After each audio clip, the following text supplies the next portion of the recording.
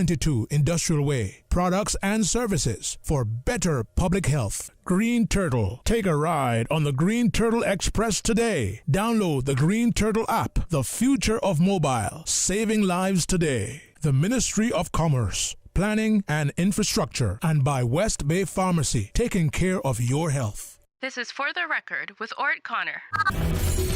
Coming to you live from Radio Cayman Studio. For the record. For the record. For the record. Hear from your government officials, independents, and the opposition on issues that matter to you. For the record. Engage in an open dialogue between residents and lawmakers. For the record. For the record. For the record.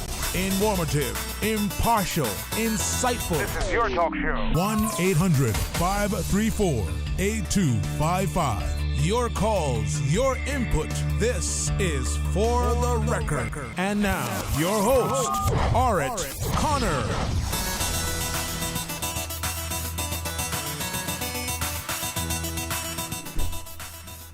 Good morning.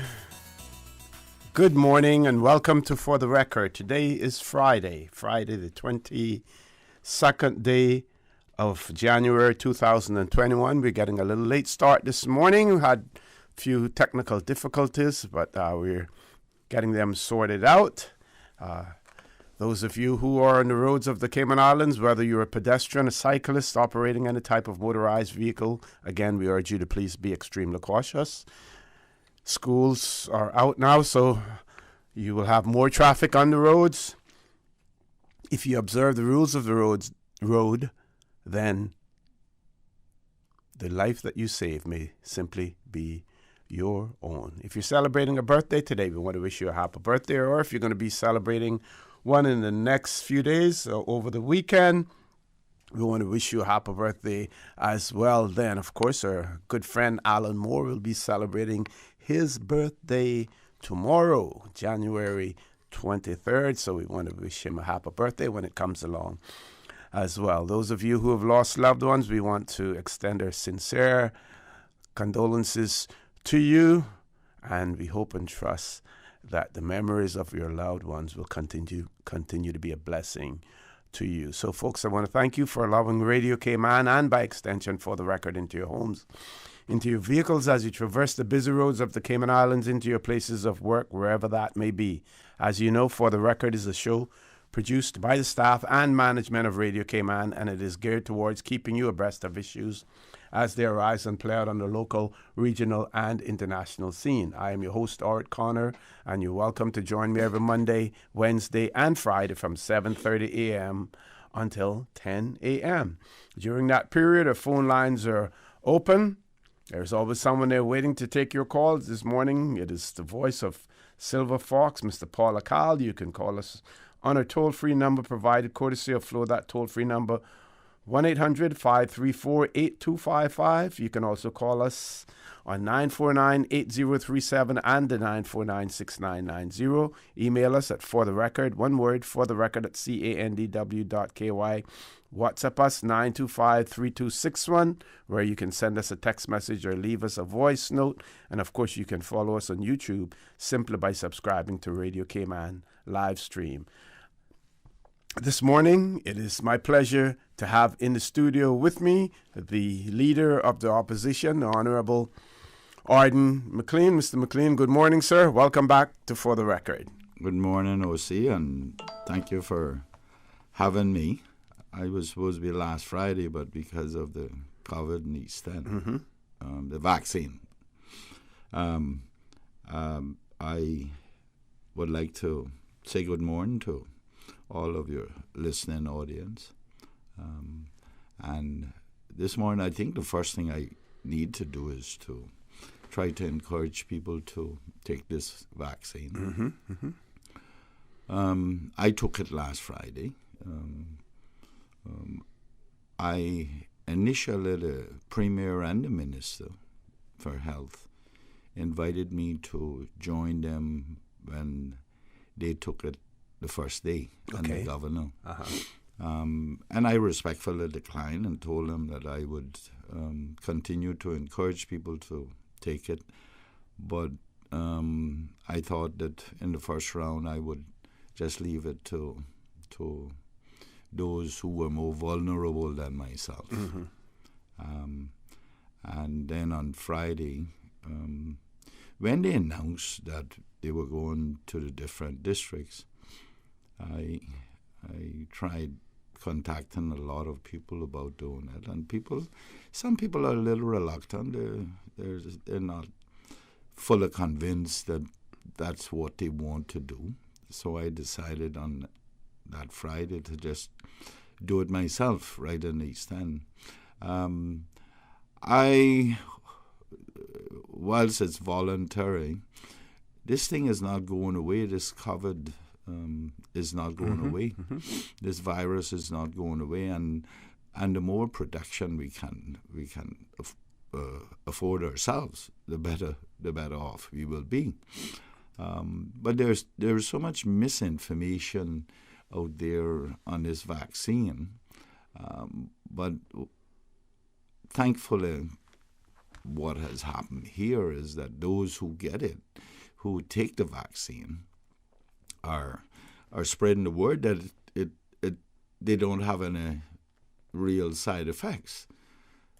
For me, it was just, the usual vaccine thing. The spot gets a little sore, and by the next day you only feel it if you touch it, and then by the following day it's all gone. Yeah. And people react differently to it. Some people feel a little more lethargic, a little sluggishness.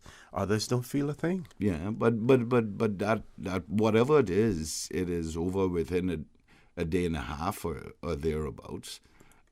So I would encourage the people, in particular the Caymanians, to take it, because the uptake has been very, very good, according to the head of public health there, Hazel Brown, Nurse Brown, because she and I went to school, and I've been following up with her up until yesterday, and the uptake has been very good. As a matter of fact, people who are not even in the categories that they're calling on are coming to get it. So, and it's difficult for them to not give it when they're administering public or health medication. So I encourage especially the older folks to get it, because we don't know when this thing may creep itself back into this country. This country is as vulnerable as any other country. We cannot become complacent now because we are free to go wherever we want to go, and the cases of the virus is contained to those who arrive here and are in quarantine. We cannot become complacent. We see what is happening in the countries around us, in particular America, and that's the source of, that's the country of our greatest amount of tourists, and hopefully we will see a reopening of our borders, or an opening of our borders in the short future. And we don't know what's going to happen. We need to protect ourselves. So I would encourage all, when the vaccine becomes available to you, to get vaccinated. It is important, not only for you, but for your family and all around you, family and friends. Okay, we're going to take a commercial break, folks. Please stay tuned. For the record, with Leader of the Opposition, Honorable Arden McLean, will continue after this short commercial break. The Cayman Islands boasts of a long, colorful, and rich history. In tribute to our roots, Radio Cayman, the voice of the Cayman Islands, is pleased to bring you the Historical Vignette Series, brought to you by Rotary Central. For more than 110 years, Rotary members have used their passion, energy, and intelligence to take action on sustainable projects. The Cayman Islands, He hath founded it upon the seas. James Heber Arch, 1868-1943. Pastor James Arch, the husband of Virginia F. Arch and the father of 11 children, was converted in 1905 during revival services held by Elder Richard Russell in Georgetown. He was a founder of the Church of God Full Gospel Hall and donated the property for the original church building, which he built in Arches Square, which is still standing. He became an elder in 1908 and in 1925 was ordained a pastor, a position he held until his death. In 1942, he secured the waterfront property in Georgetown, where the present church building now stands. Mr. Arch was an outstanding shipwright who passed on his talents to his 6 sons. His shipyard built many of the famous schooners of his day. He was known for his generosity and kindness. Radio Cayman's Historical Vignettes was brought to you by Rotary Central. For more than 110 years, Rotary members have used their passion, energy, and intelligence to take action on sustainable projects.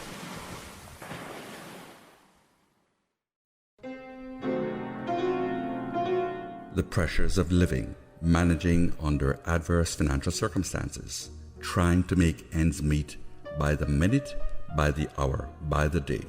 Sorting out matters for today, bills that come due, feeding the family.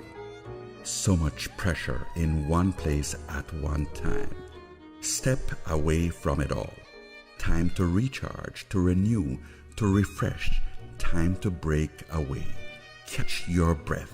Make your way to a place of peace, wellness, nature. Reconnect with the Queen Elizabeth Botanical Park in Franksound. The wind, the birds, the orchids, the blue iguanas. Wellness, renewal, mental peppermint. The Botanical Park, supported by Rotary Central Community Service. Rotary opens opportunity. Happy New Year and happy new SUV to you from Vant Motors during our January SUV sale, where you can save thousands of dollars and get an excellent deal on the perfect SUV to suit your needs. Save $2,000 off the new Ford Escape and enjoy its power, looks, and spacious comfort. The Escape has it all, and it's on sale this month for only $30,900. For a roomy interior, performance, and smart technology, you love the high-spec 7-seater Toyota Rush for only $24,900. With so many SUVs to choose from and savings up to $8,900, drive home your new SUV from Vant Motors on Walkers Road while supplies last.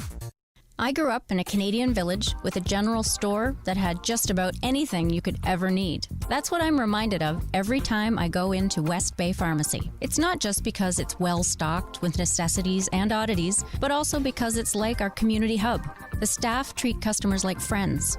Ron and the team of pharmacists have kept my family patched up and flu-free for years, and there are usually a few good laughs mixed in. They are truly taking care of my health and my family's health. West Bay Pharmacy is the very best of Cayman kind. What's that? No sugar, same amazing taste? Coca-Cola Zero Sugar is here to stay. Classic taste, pure satisfaction. Be sure to stop into any Tortuga location and get your own case of Coke Zero. Or grab an ice-cold one straight from the cooler. Brought to you by Tortuga Distributors Limited. Coca-Cola, taste the feeling, Cayman. It's time to buy smart. It's time to buy Ropers. Find everything for your home and kitchen at low prices at Ropers, your neighborhood store. Value, integrity. Ropers also offers complete janitorial service for commercial, industrial, and residential. They get the job done right every time.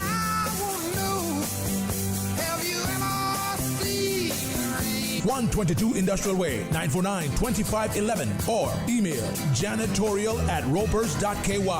Clean up your spending with Ropers and stay prepared. 949-2511. Ropers, providing products and services for better public health. Honey, our fridge has stopped working again. Everything in the freezer is melting. We need to get this repaired right away. I'm calling Brand Source Service. When you need the very best appliance service, call Brand Source Service at 623-5000. Offering service and installation of all brands and models of appliances. Brand Source Service is Cayman's source for appliance parts and repairs with qualified and experienced technicians and the island's largest stock of appliance parts. Brand Source Service will have your repair completed in a flash. So, whatever the problem is, call the experts at 623-5000. Brand Source Service, Dorsey Drive, Industrial Park. Telephone 623-5000. System 1 loaded. 1-800-534-8255. What is on your mind when it comes to the government, independence, and the opposition? Issues that matter to you. 1-800-534-8255. Waiting to hear from you. For the Record. This is For the Record with Ort Connor. Good morning and welcome back to For the Record in the studio with me, Leader of the Opposition, Honorable Art McLean. Mr. McLean, what we can do also, we can share the COVID-19 update for the Cayman Islands, 21st of January. That would have been yesterday. Chief Medical Officer Dr. John Lee reported that there were 676 COVID-19 tests that had been carried out since the last report that was issued on Wednesday. Goes on to say that one was positive. The individual is an asymptomatic traveler who tested positive following routine screening. That individual will remain in isolation until considered recovered. Also gave us the number of persons in isolation either at a government facility or in their home is, as recorded by the medical officer for health, is now 930. So that number is starting to drop in terms of the number of persons who are in isolation either at home or in a government facility. They also provided figures in relation to the number of persons who received the COVID-19 vaccine since it was last reported on Wednesday, and that number was 363.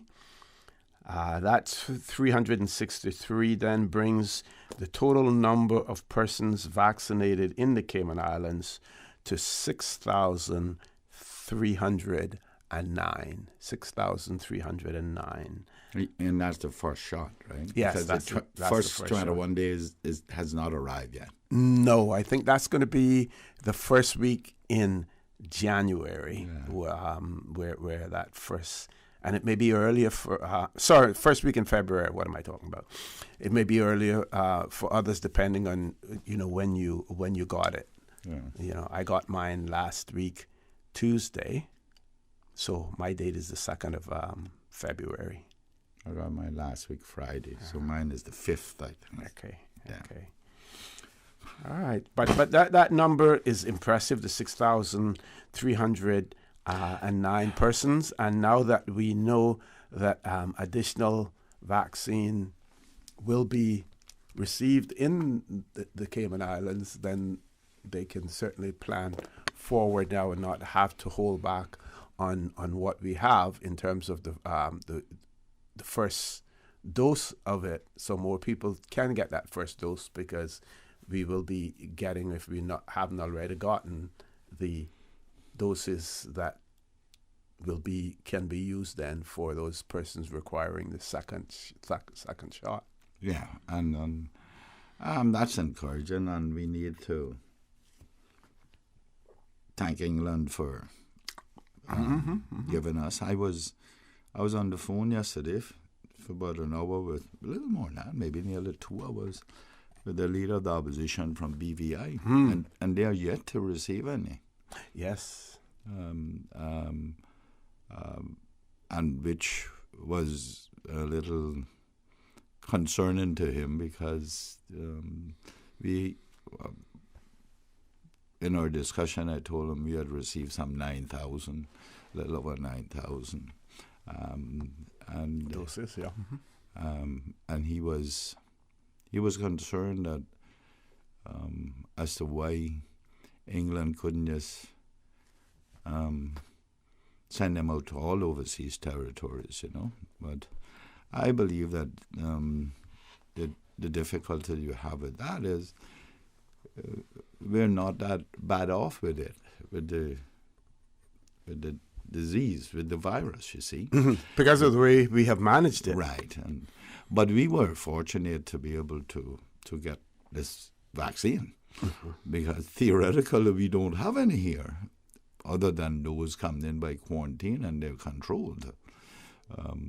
By those occasional flights who are put in quarantine, and that is controlled. But not even them have. Those are the overseas territories have received. But Bermuda has. Well, are the ones, and I believe Turks and Caicos have as well.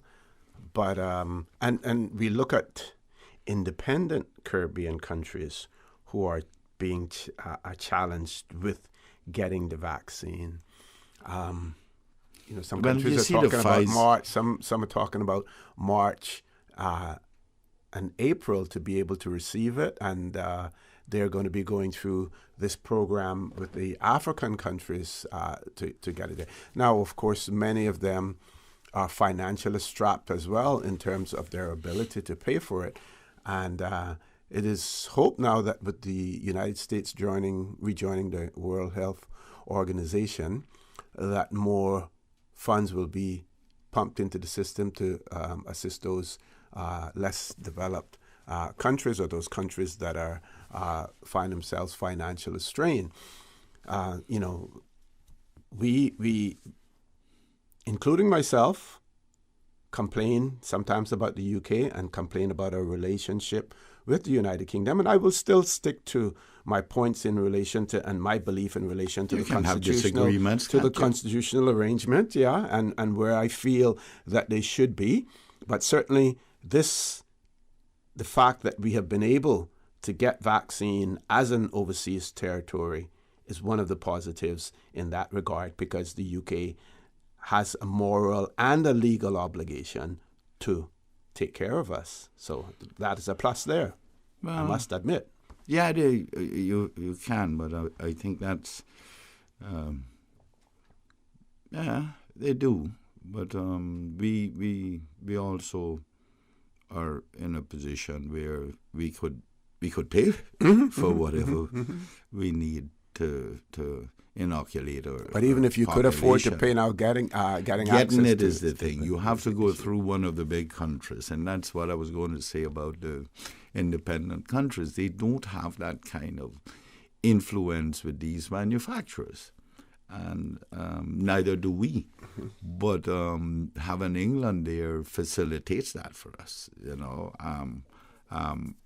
and England can order. Well, as it becomes available, and share it accordingly. Plus, it's produced. Some is produced in the UK, or if it's produced in India or other countries, then they have the control because the companies are resident or established in the United Kingdom as well. Absolutely. So, and we need to be extremely thankful for that. But and there are still people who. I don't think everybody will take it. I heard the Premier saying that they believe that the herd immunity should be about 70 to 75%. And I hope that works. And if this is that effective, I hope it will work. Okay. Top of the hour, 8 o'clock news. When we return, we want to talk a little bit about the BVI. You mentioned it earlier, and we see where a commission of inquiry has been announced. The creation of it has been announced by the outgoing governor. They have a new governor now, former governor of Bermuda, who's there. And we want to talk about that commission of inquiry, what the possible implications can be. Look at the Turks and Caicos and see what happened over there. And maybe this can be instructive for us here in the Cayman Islands as well. Too. Yeah. Folks, please stay tuned for The Record. We'll be back immediately after the 8 o'clock news. Radio Cayman time check is now 8 a.m. This time check is brought to you by our friends at Foster's. So it's your turn to cook tonight. What are we having? Well, we have chicken thighs, pork chop, sirloin steak, ground chicken, or beef stir fry. Wow, so many options. Yeah, I got them from the Foster's Pick 5 selection. You can choose any 5 specially marked packs for $19.99. The meat is always fresh and never previously frozen. It's the perfect way to stock up for the week. So all of this only costs $19.99? It sure did. Pick 5 is available in the meat department at all Foster's supermarket locations. Foster's, better value because we care. The voice of the Cayman Islands. 89.9 FM in Grand Cayman and 93.9 FM in Cayman Brac and Little Cayman. Silver wings shining in the sunlight. Radio Cayman. The 8 a.m. news is proudly sponsored by the Chamber of Commerce Pension Plan. For further information, please visit chamberpension.ky. The Cayman Islands Chamber of Commerce Pension Plan. We're here for you. Please be advised that the pension contribution holiday has been extended until 30th of June 2021. Employers and plan members should ensure arrangements are in place for salary deductions and remittance following this date. The Cayman Islands Chamber of Commerce Pension Plan, keeping you informed. For further information, visit chamberpensions.ky, and for information as it happens, follow us on Facebook, LinkedIn, or Instagram. Email admin@pensions.ky or call 745-7630. We're here for you. Your voice, your choice for today's biggest news. Radio Cayman, the voice of the Cayman Islands.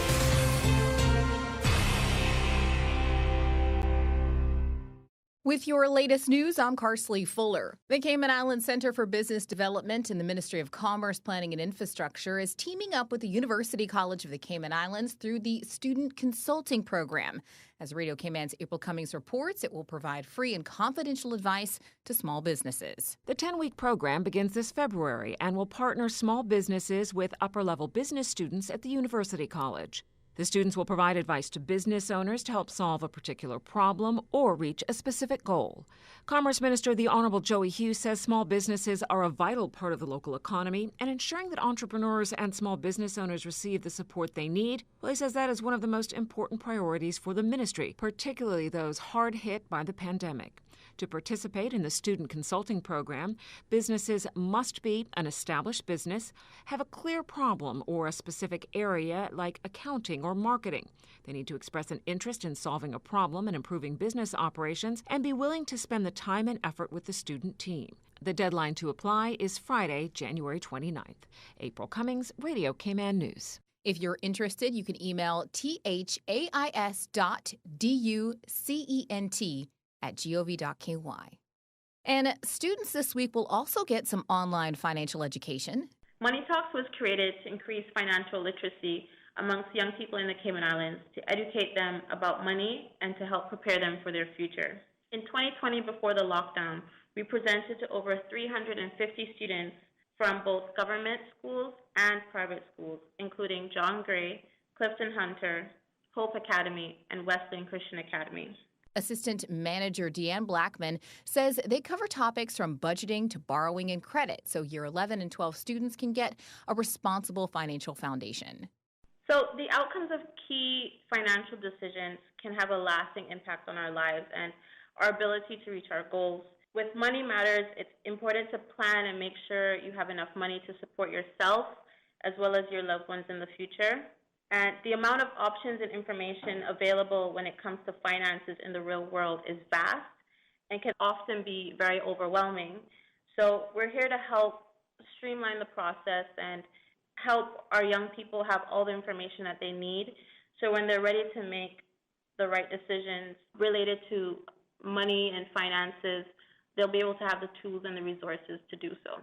This year, Money Talks hopes to expand the program to Clifton Hunter, SciFec, CCC, Cayman Academy, and Lighthouse School. KPMG's Money Talk video series is also available on their website, kpmg.ky, as of January 24th for United Nations International Day of Education. And Special Olympics Cayman Islands is holding their annual golf tournament today at the North Sound Golf Club. Organizer Kim Short says with the support of Cayman National, the event has raised more than $400,000 to date. Those funds have supported quite a few of our international events, especially the recent one, the 2009 Special Olympic World Games in Abu Dhabi. So it's been an amazing event. Every year it just blows us away on how much support we get, and we're truly grateful. And I think most importantly, the funds that are raised, it affords the opportunity for our athletes to not only develop their physical fitness, but vital social and communication skills, teamwork, and independence, and a sense of empowerment and inclusion in the community. The 10th annual tournament is SOCI's biggest annual fundraiser in memory of the late chair Eric Crutchley. 42 teams in total will gather for the all-day two-part tournament this morning. Now with a check of international news, here's the BBC, which will take us out of the newscast. I'm Carsley Fuller from Radio Cayman's newsroom. BBC News, I'm John Shea. European countries say delays in the distribution of the Pfizer-BioNTech coronavirus jab are disrupting their vaccination programmes. The Spanish capital, Madrid, and its surrounding areas have had to halt inoculations temporarily after receiving only half of the expected deliveries. Pfizer has reduced its shipments until mid-February in order to increase the production capacity of its plant in Belgium. Hungary has signed a deal with Russia to purchase the Sputnik V coronavirus vaccine, breaking ranks with the European Union's common approach. The Russian vaccine has not been approved by the EU's medicines regulator, but Hungary has given it preliminary approval and will use it in Phase 3 human trials. And that's the latest BBC World News. The 8 a.m. news is brought by the Chamber of Commerce Pension Plan. For further information, please visit chamberpension.ky. The Cayman Islands Chamber of Commerce Pension Plan. We're here for you. We are a not-for-profit, member-centric plan with a democratically elected volunteer board of trustees representing all sectors of the Cayman Islands economy. We have an all-in expense ratio of less than 1%, over 20,000 members, and $490 million in assets under management. We were the first multi-employer pension plan approved by the regulator in the late 1990s, and today we are still strong, secure, and are here for our employees and employers alike. If you would like to join or require further information, visit chamberpension.ky. And for information as it happens, follow us on Facebook, LinkedIn, or Instagram. Email admin@pensions.ky or call 745-7630. The Cayman Islands Chamber of Commerce Pension Plan. We're here for you. Stay in touch with Radio Cayman for the latest in news and information. Follow Radio Cayman on social media, Facebook, Instagram, Twitter. Download the Radio Cayman app or log on to our website, www.radiocayman.gov.ky. Radio Cayman, your voice, your choice, your radio. Maintaining a strong mind and body through sports and general healthy living is a good course of action. But what about your spiritual man, your inner man? He has to be awakened, fed, exercised, strengthened, and led according to the will of God. So, have you heard the call? I'm evangelist Brother Joseph Joey Ebanks, and I'm inviting you to worship Wednesday and Thursday nights at 7:30. We are bringing the Word of God to our communities as Jesus commanded. Faith comes by hearing, so come and hear. Bring your own chair or simply park and listen to the Word of God from your vehicle, covering the Cayman Islands with the Word of God, one community at a time. Have you heard the call? We'll be at Kennedy Drive in the swamp next to number 15 on January 27th and 28th at 7:30 p.m. Are you interested in a career in networking? Register now for UCCI's IT Academy. Students can earn their CompTIA A+ certification or take their studies to the next level with cybersecurity, CCNA, cyber ops classes, and much more. For more information, visit www.ucci.edu.ky/experience-it. Visit us at UCCI to register and pay by January 22nd. Classes start on January 25th.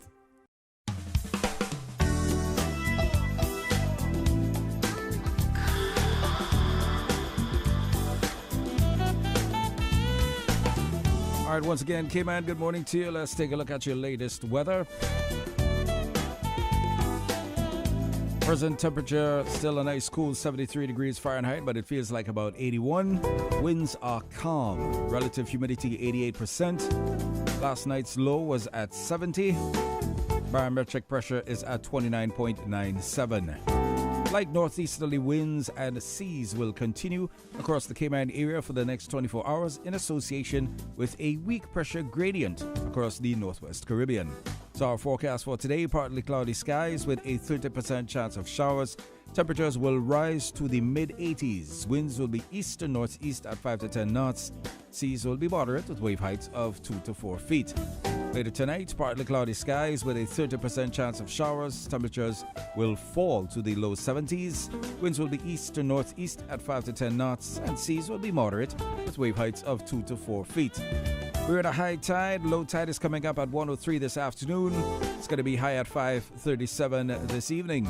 For tomorrow, low tide is at 12:13 a.m., high at 7:30 a.m., low at 1:37 p.m., and high at 6:19 p.m. Sunset is at 6:11 this evening. Sunrise for Saturday morning at 7:02. And the outlook is for moderate northeasterly winds and seas from Sunday morning as a high-pressure system moves over the southeastern United States. That's your latest weather as provided by the Cayman Islands National Weather Service.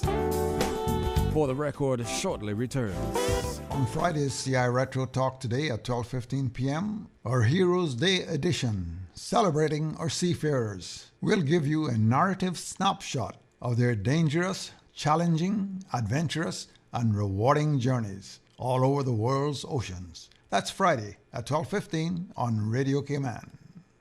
During these unprecedented times, Radio Cayman, the voice of the Cayman Islands, is pleased to bring you the Cayman Strong Series. The Cayman Strong Series is brought to you by OnCourse Cayman. Visit oncourse.ky to view a full list of wellness services and their qualified team. OnCourse Cayman, health, wellness, and happiness.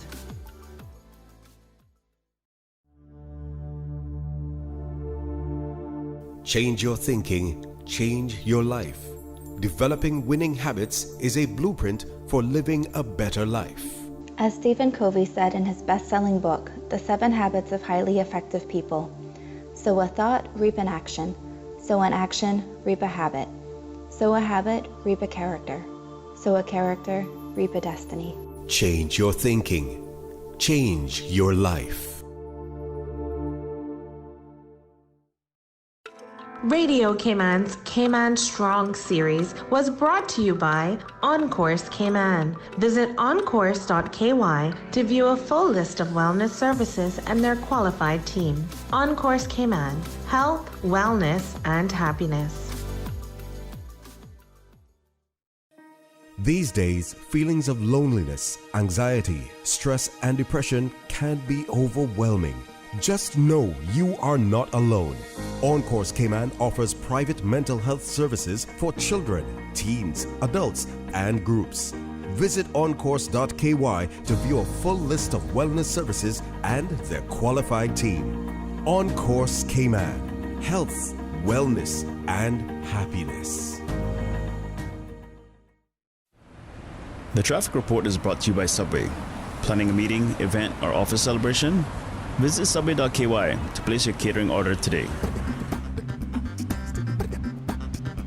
All right, so taking a look at the traffic situation coming out of the east-west arterial. Traffic is moving along quite good, but still flowing at a heavy pace. So make your way around the Red Bay roundabout, experience some slow-paced traffic there. And as you get past the roundabout at Hurley's, got a bit of traffic built up along Shamrock Road. Then onto the Linford Pearson Highway where it kind of moves, and then getting to Agnes Way. Expect that traffic there in that area as you make your way along Bobby Thompson Way as well. Once you get past the traffic stop, traffic is moving good. Similar along Huldah Avenue, a little bit of traffic there as well. North Sound Road looking a bit busy as well as you make your way up to the Butterfield roundabouts. But once you get onto Godfrey Nixon Way or continue onto the Escalade Tibbetts Highway, you'll experience some free flow movement.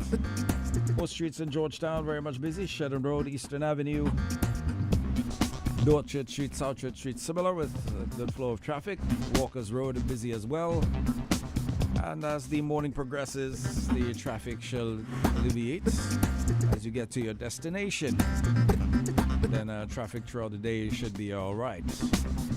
Your traffic report, of course, brought to you by our friends at Subway. Keep your eye out for those walking on bicycles and motorbikes. Buckle up and stay safe. Now you'll never have to choose between two desserts at Subway. The new caramel brownie cookie is 2 treats in 1. Imagine sweet, gooey caramel with decadent chocolate chunks baked in brownie-flavored dough and topped with a light drizzle of caramel icing. And you have the new caramel brownie cookie, available at Subway. Complete your Subway sandwich, pizza, or salad with the delicious caramel brownie cookie or any other cookie flavor and dessert. Available at all Subway locations. Subway, eat fresh. The traffic report is brought to you by Subway. Planning a meeting, event, or office celebration? Visit subway.ky to place your catering order today. With Logic, you get more things you do want, like faster fiber internet, more TV, entertainment, and better customer service. And you get less of the things you don't want, like waiting, boredom, and disappointment. More of the good, less of the bad. It just makes sense. Or should I say, it's logical. See what I did there? Call us or go to logic.ky to find out how you could be getting way more of what's good.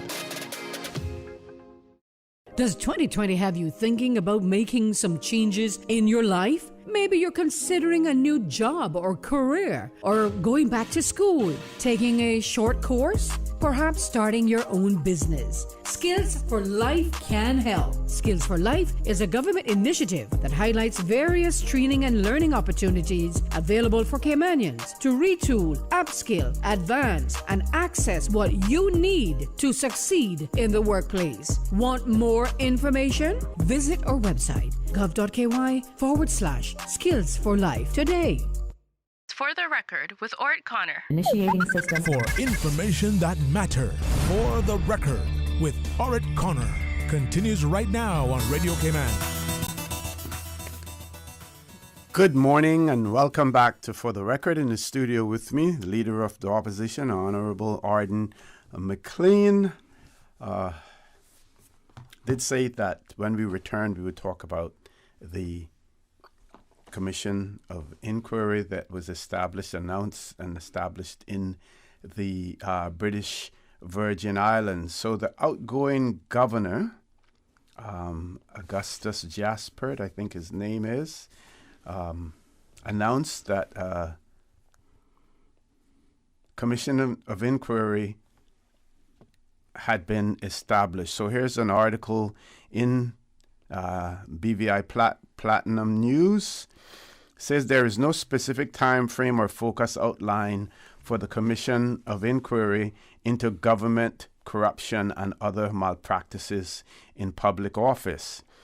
Say the gazetted instrument of appointment of Sir Gary Higginbottom to lead the Commission of Inquiry made no reference to a timestamp. Instead, the terms of reference specifically state that the Commission of Inquiry is to establish whether there is information that corruption, abuse of office, or other serious dishonesty in relation to officials, whether statutory, elected, or the public, may have taken place in recent years. It is believed that recent years would give the former United Kingdom judge more scope to take the investigation as far back as he chooses. The instrument of appointment was issued on Tuesday, January 19th and gazetted on Wednesday, January 20th. The document stated that Higginbottom would function as a one-person commission to make a full, faithful, and impartial inquiry into the matters specified in this commission, and to conduct such inquiry in accordance with the directions that were herein given. It says, meanwhile, the document states that the meetings of the commission may be held in private, where appropriate, and allow information to be given in confidence. Governor Jasper then charged and commanded all officers and other subjects of Her Majesty, to assist and aid in the execution of the Commission of Inquiry. Here are the terms of reference for the Commission of Inquiry. The Commission of Inquiry will also seek to establish whether there is information to consider the conditions which allowed that corruption, abuse of office, and other serious dishonesty to take place, and whether they may still exist. If need be, independent recommendations to improve the standards of governance, to give the people of the Virgin Islands confidence that government is working in a fair, transparent, and proper manner, as well as the operation of law enforcement agencies and justice in the territory. Should the Commission at any time consider that a change of these terms of reference would be beneficial to public welfare in achieving the objectives of the inquiry, to inform the then Governor of the Virgin Islands at the first opportunity, that instrument states as well. Within a 6-month time frame, there must be a written report on the findings which would be submitted to the Governor, including any recommendations.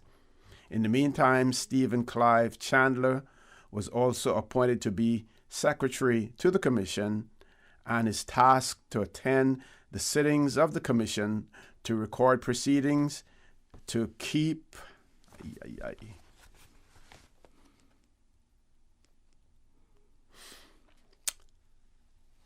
There goes technology for you. Just threw me out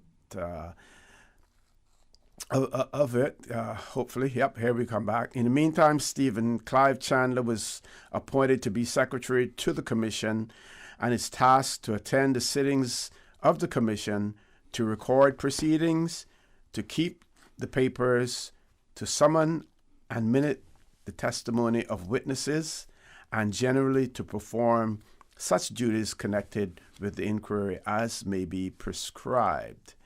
And then we see there's another article, Mr. McLean, where the Premier of the British Virgin Islands, Andrew Fahey, has requested the Governor to have the proceedings live streamed.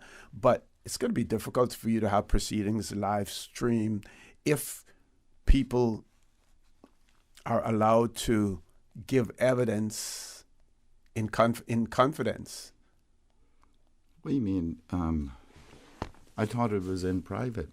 Yeah, but there's an article in there that where the Premier writes Governor to live stream corruption inquiry. Oh well, the commission then will have to consider whether that is done. You remember when we were doing the Constitution in 2007, 8, around there, the same request was made and was denied. You remember that? Right. That was for it to be held in public, right? So the commission will probably now make a determination on that, and the governor of the UK to determine whether that is in the public interest to do that.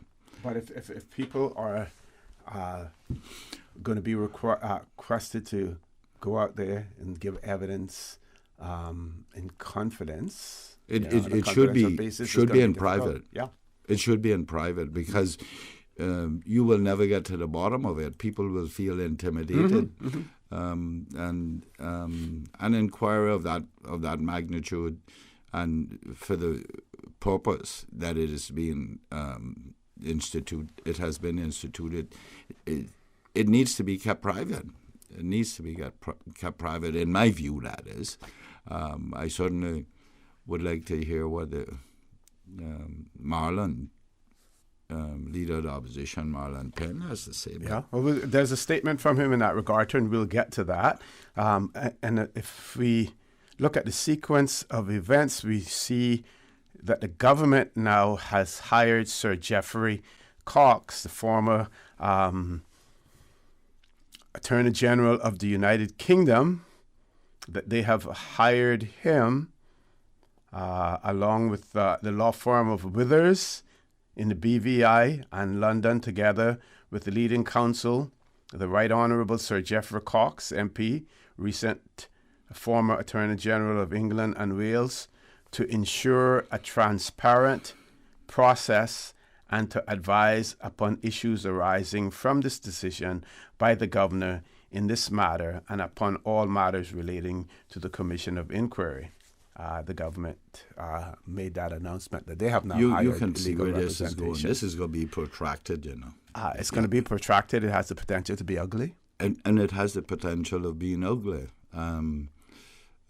What I've been hearing is that there are a number of instances that is not coming across well, that are of happenings in BVI, that is not coming across well with the public. Of course, they're all accusations and that kind of stuff. I think hopefully this will get to the bottom of it, but it needs to end well for the people of BVI. It really needs to end well if something is there, if there's some corruption there, that people pay. People pay for their for whatever they have done, because you understand the people of BVI, like the people in this country, are now being curtailed in their freedoms when it comes to this this virus, and they're having difficulty. A lot of them, their livelihoods have been lost, and if there is corruption of the magnitude, the level that they're talking about, necessary to start a commission of inquiry into it, then the people are going to be saying, you're there doing the work of this country, and you're living high on the hog because of corruption, and here I am, having lost my job, and I can't put food on the table of my children, my family, and that's a serious thing for a country to be going through right now, and I'm sure it had to be considered by the FCO prior to bringing this, the implications of it, and especially at this time, that is a serious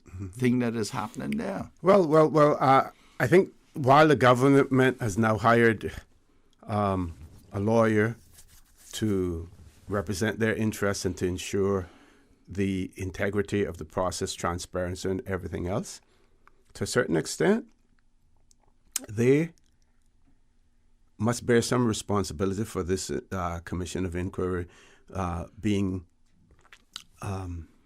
announced and being formed, because they were extremely critical of the previous government and their actions. One in particular, and I'm not saying that they should not have been, but one in particular was the formation of a company called BVI Airways. And there were some American investors, 7, at first they got nothing but photographs. I think an aircraft may have been brought into the British Virgin Islands. They saw it. $7 million were spent. No airline, no monies recovered. That is one of the largest scandals in the BVI in relation to that airline. And the government now has been trying through legal means, this government, the current government, to recover their monies, but have been unsuccessful. This current government was highly critical of Dr. Orlando Smith's government when this took place? Yeah. And OC, it is unfortunate, but and I have to be very careful because these are our colleagues as well, you know. So I can't sit here and accuse anyone of anything, but we remember when when the election, after the election, we had discussions on here surrounding that with my good friend Vanderpool, who had been a member of Parliament for quite some time. When he, this government took office under a cloud of controversy, should I say. When you remember Vanderpool put in his resignation letter immediately following the election, but he put it to the governor, and it wasn't supposed to go to the governor, and he withdrew it, and the premier took him through the courts, and the courts ruled in Vanderpool's favor to make him sit. The premier would not make him sit when Parliament opened. You remember that? Yes. And unfortunately, that cloud of controversy has followed this government. A number of things that this government did that was not in keeping with the good governance, such as reappointing people who had to the same positions of boards who had served time and convicted all that. and in prison. Yeah, okay. Yeah. We're going to take a commercial break. Folks, please stay tuned. For the record, with the Honourable Ard McLean, Leader of the Opposition, will continue after this commercial break.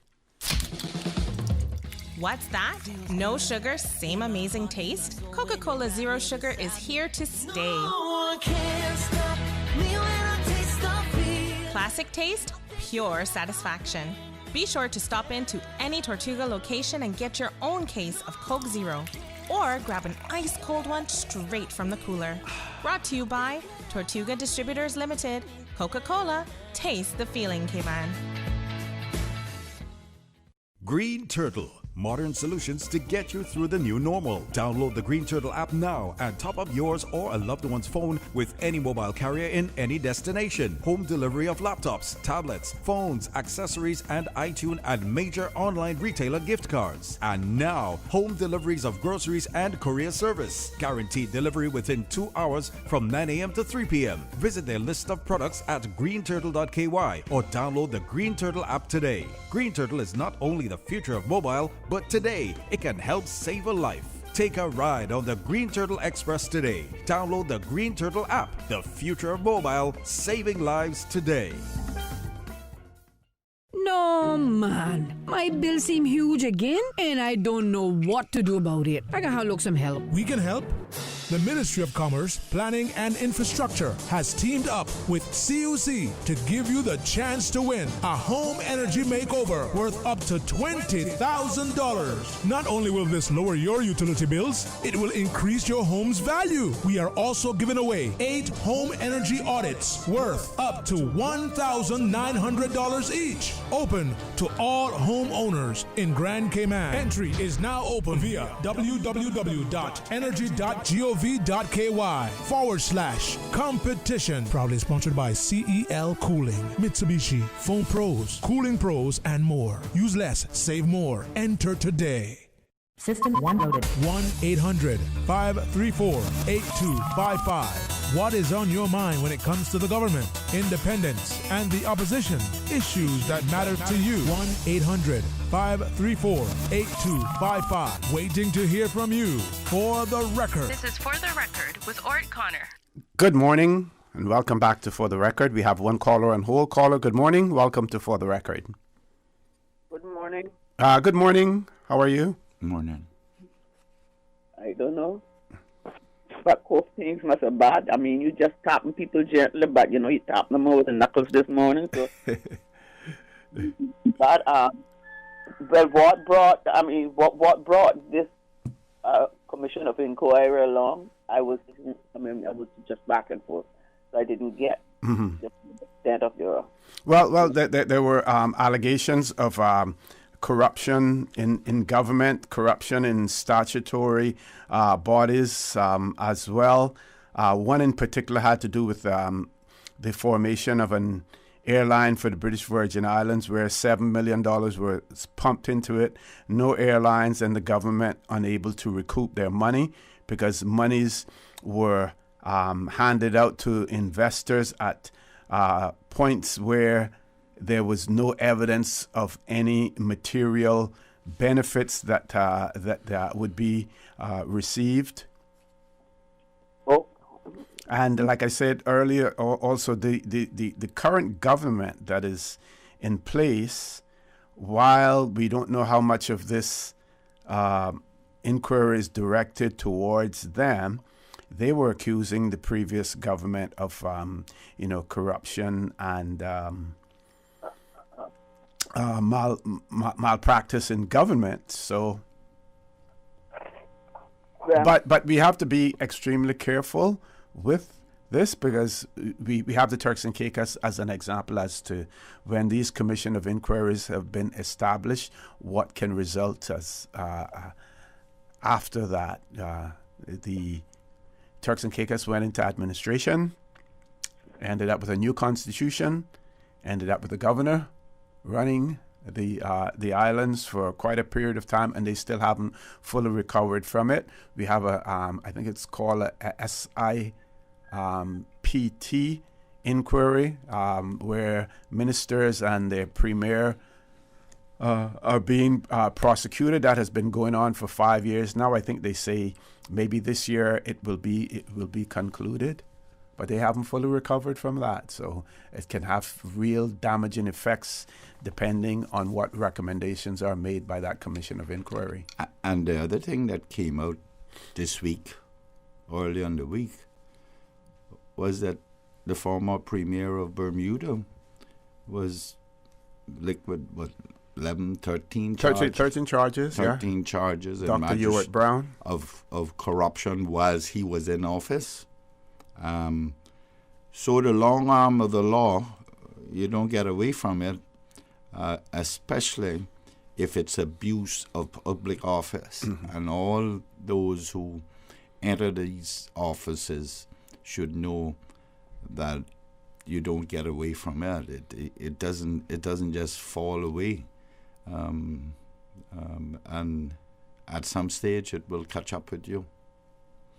Thank you very much. But as vis-a-vis the commission and the inquiries, etc., that should rest very heavily on the heads of the elected leaders of the country.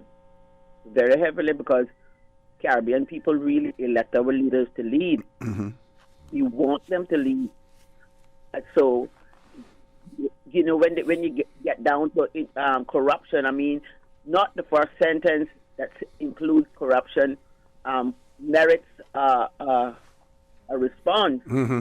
So things in the Caribbean really got to get stink most times before anybody really plow forward. Yeah. Lay all the blame to the running of the country. Well, you can always accuse people, but that doesn't necessarily mean fact.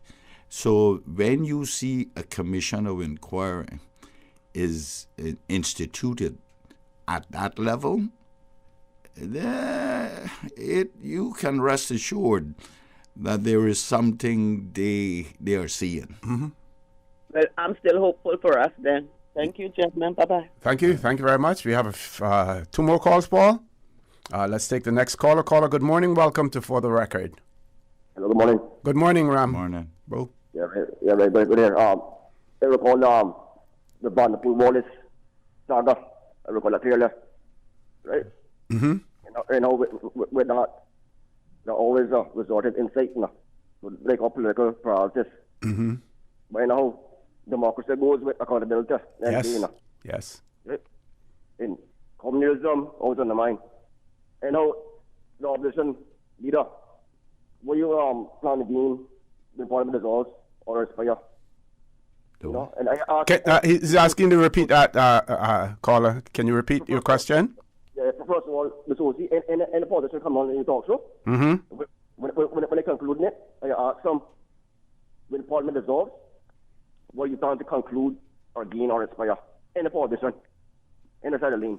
Okay? When Parliament is dissolved. Yeah, what do you plan to gain or expire? What do they plan to gain or acquire? You mean in terms of if they decide that they're not going to run for the office again? It could be in that pertains to that. Okay. Or in what's an agenda? Okay. Okay, cool. Have a good weekend. Got you. He wants to know once Parliament is dissolved, what are your intentions? What is the agenda, your agenda? What are your plans personally? Will you run? You said it includes whether or not you're going to be running again. Oh well, yes, I'm running again if that's the case, but I don't understand the agenda thing.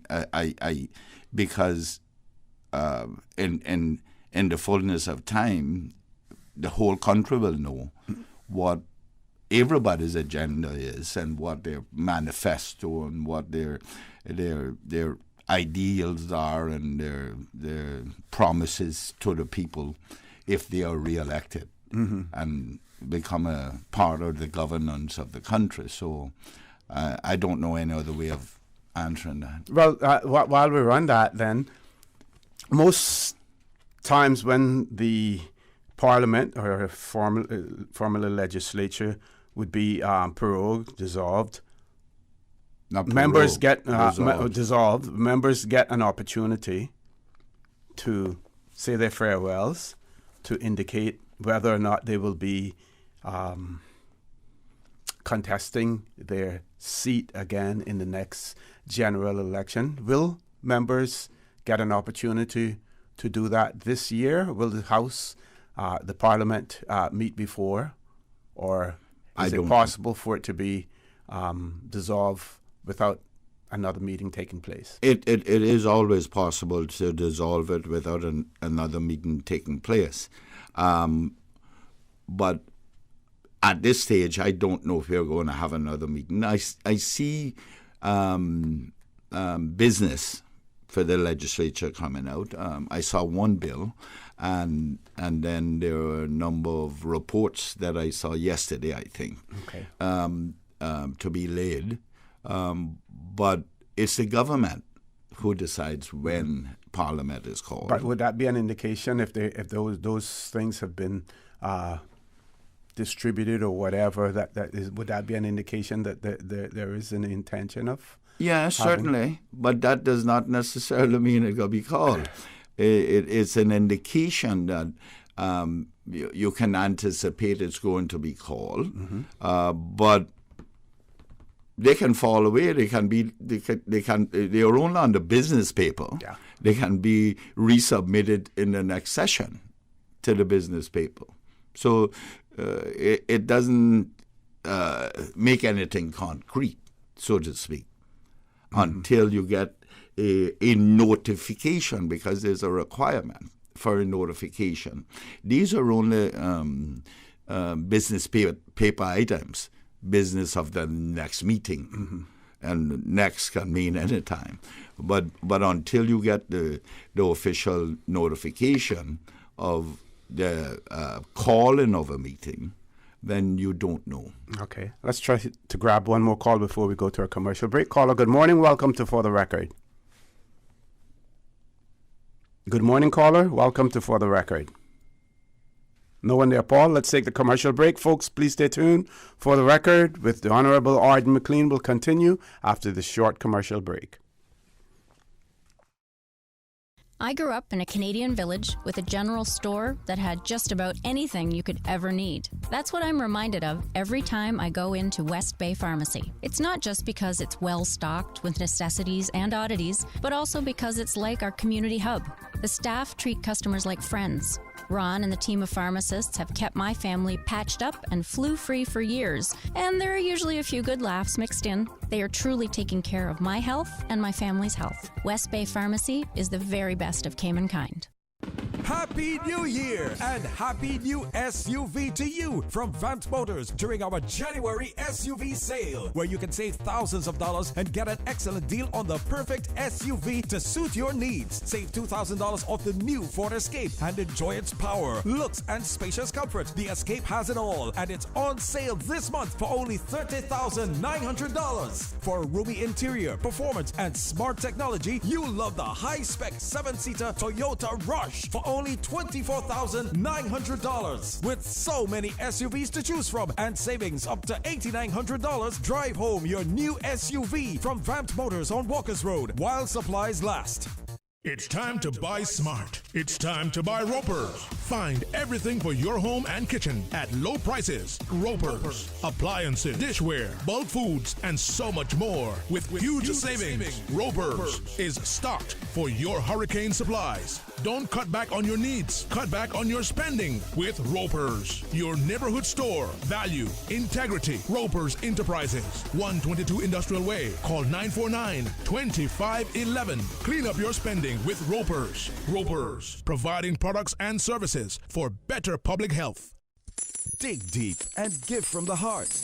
Your loose change may not seem like much right now, but we know that it can add up to a lot once we put all together. Last year, the Meals on Wheels Change for Change coin drive had to be cancelled due to the pandemic. But we did not stop providing nutritious hot meals to some of the most vulnerable members of our country, our seniors. Now we need your help to continue to meet the increased demands. We seek your generous donations once again as we aim to continue to serve over 300 meals per day. Please gather up your loose change, fold up your paper money or checks, empty your coin jar and donate whatever amount when you see the Meals on Wheels volunteers stationed around Grand Cayman on January 29th and 30th. Join Cayman Islands Meals on Wheels, Davenport Development and Radio Cayman in the fight to end senior hunger in the Cayman Islands. Visit www.mealsonwheels.ky or call 769-1974 to learn more. From district to district, moving through the waters to Cayman Brac and Little Cayman. Your station, your voice. All things Cayman, one radio, many people. This is home. Radio Cayman in the Cayman Islands. For the record with Ort Connor. Initiating system. For information that matters. For the record with Ort Connor. Continues right now on Radio Cayman. Good morning and welcome back to For the Record. In the studio with me, Leader of the Opposition, Honorable Arden McLean. We're going to try to wrap up the BVI situation. And some of our listeners may question, why are they talking about British Virgin Islands and a commission of inquiry there? Why are we talking about Turks and Caicos and a commission of inquiry that took place there as well? Well, it helps us to learn and to see what has taken place in other jurisdictions. We hope it never happens in the Cayman Islands, but there is always that possibility. So we can learn from experiences of other countries. From other people's mistakes, Yep. And if we are not conscious of it, we will walk down the same path. And it's not only about leaders. This is also about the overall governance of a country when you're dealing with people's money. And someone may learn something out of talking about these things. Yeah. And go in the proper direction if they're not doing so now. Yeah. I remember in 2006, 2007, in the case of the Turks and Caicos Islands, when the FC, I'm trying to remember the name of the committee now, the Foreign Affairs Committee. FAC. Yeah, Foreign Affairs Committee. Well, before that, they also had hearings in the UK. They were held at the same time that what is now known as the Joint Ministerial Council was taking place in the United Kingdom, and all of the overseas territories leaders were invited to appear in front of the Foreign Affairs Committee in the United Kingdom. You remember they came here and came to Cabinet. They went to BVI. Mm-hmm. They went to Bermuda. Yeah. They went to Bermuda, BVI. Then they came to Cayman, and they came to Cabinet and discussed a number of issues with us. So, see, you were there. Yeah. And that's when one of my friends was on the FAC, and he came to my office. And then we had dinner, I think, that night. And after he was back in England for 2 weeks, he called me and told me that what they were going to do, they were going to recommend to shut Turks down, you know. Yeah, but what I'm saying there is that came partly as a result of those politicians and persons who were in opposition to the government airing their complaints in public. Now, I'm not condoning what the government did or what is alleged that the government of the Turks and Caicos Islands did. But what it goes to show you is that we all should try to settle our differences internally before we take them public. When public figures get out of line, just like they did with Richard Nixon in the United States, and say, listen, this is the point now. You've reached the point of no return. We cannot support you. We will not support you. You have to go. And whistleblow. Yeah. And you do that and you deal with it internally, then the administering power will not have a reason, especially when they're looking for a reason to intervene.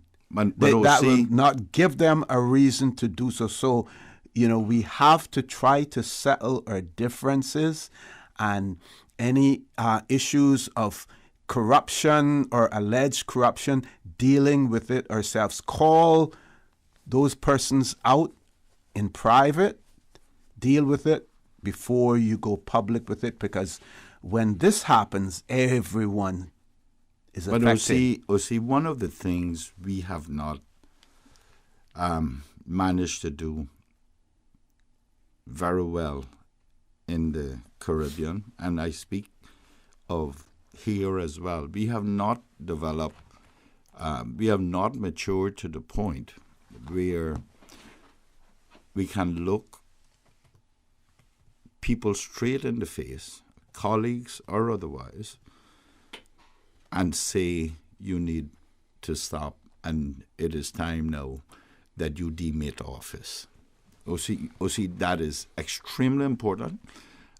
We saw where Cox stepped down as Attorney General at the request of the Prime Minister. We don't know what else. That's all that was said. Mm-hmm. And these things happen all the time. We have not matured to that point where we can do it. Because we wear our hearts on our sleeves, and because of friendships, and then we know what is being done is wrong, but we want then to express some sympathy and compassion because I have known the person, because of familiarity, you see. That's the same thing with the speaker now. We're comfortable with making that go by the wayside because, well, he's my friend too, but right is right and wrong is wrong. He's my friend. I have an affinity towards him too. I have towards you too, see, because we go back from time we were in our teens, see. We spent a lot of time in New York, but don't tell me today, see, if I did something wrong, that you you're a friend and you're not going to call me out and tell me, Arden, you're wrong. Yeah. And likewise, I will do the same with you. If And I don't tell you, then I'm really not your friend. That is correct. That is correct. You're not my friend, because I need to try and correct my ways. But we need to develop that kind of maturity in this country. But because of maintaining one's position and one's power, we're afraid to do that. Well, it shows a lack of commitment to the principles of fairness and transparency and the likes. And how many times have we not seen people leave institutions and you wonder why, on the surface, that person was a good person. Well, you don't know what happens behind the scenes. You don't know. And more so, if you make it a public spectacle with your behavior, then, you're going to be asked to demit office because you have brought that institution into disrepute. Okay. So let's see, so we can wrap up the BVI situation. Here's what the Leader of the Opposition, Honourable Marlon Penn, said, and the article is entitled, "Corruption Inquiry May Threaten Democratic Progress." And he says the Independent Commission of Inquiry into allegations of corruption in the BVI may threaten the progress the territory has made in developing its democracy and governance. This is according to Opposition Leader Honourable Marlon Penn in a statement issued one day after Governor Augustus Jaspert announced that an inquiry will be held into allegations of corruption, victimization, and the criminal justice system amongst other areas. As a matter of clarity, the instigation of a commission of inquiry of this nature is materially significant for our territory. Not only might it raise troubling questions for our governing institutions, it might equally threaten the notable progress and large strides we have made in developing our democracy and strengthening our institutions and our governance, he said. Honourable Penn, who said that he awaits more details, including the terms of reference of the inquiry, said in fact that there was no diplomacy involved before such a decision was made, speaks volumes on where the territory is in finding resolve. And he's quoted as saying, "In the spirit of diplomacy, it is customary to primarily address and resolve such concerns through strategic and diplomatic engagement, constructive partnership, open dialogue, and demonstrable commitments. Moving forward with a commission of inquiry with allegations of this nature speaks volumes on where we are in finding resolve." The opposition leader said that he hopes that the additional details as well as his other engagements will help to further inform his views, response, and future conversations with the public on the matter. It says, "What we have learned so far from the governor's announcement is that amongst the various allegations, there is a strong allegation of lack of transparency with the stimulus spending and government contracts, mismanagement of public funds, conflicts of interest, political interference in statutory organizations, the public service, and the criminal system." Honourable Penn said that the BVI's core values being brought into question by way of a commission of inquiry gives cause for serious introspection and the opportunity to reevaluate the territory's current position and progress to fully achieve them. He's quoted as saying, "We are at the beginning of what is likely to be one of the most," and I lost the rest of that, because of the internet.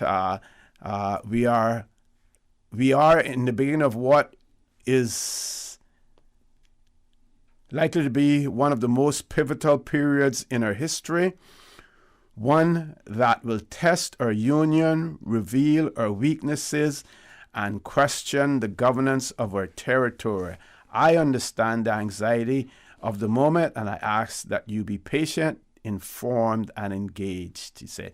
And what this also threatens is the ability of the people of the BVI to continue to govern themselves to the extent that their constitution allows them to do so. I'll end with that.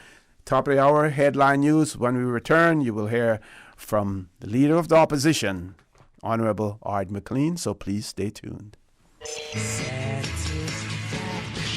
Satisfaction is guaranteed 24 hours a day, whether it's music or information. From Grand Cayman to Cayman Brac to Little Cayman, we've got you covered. You ever hear a thing like that? Radio Cayman in the Cayman Islands.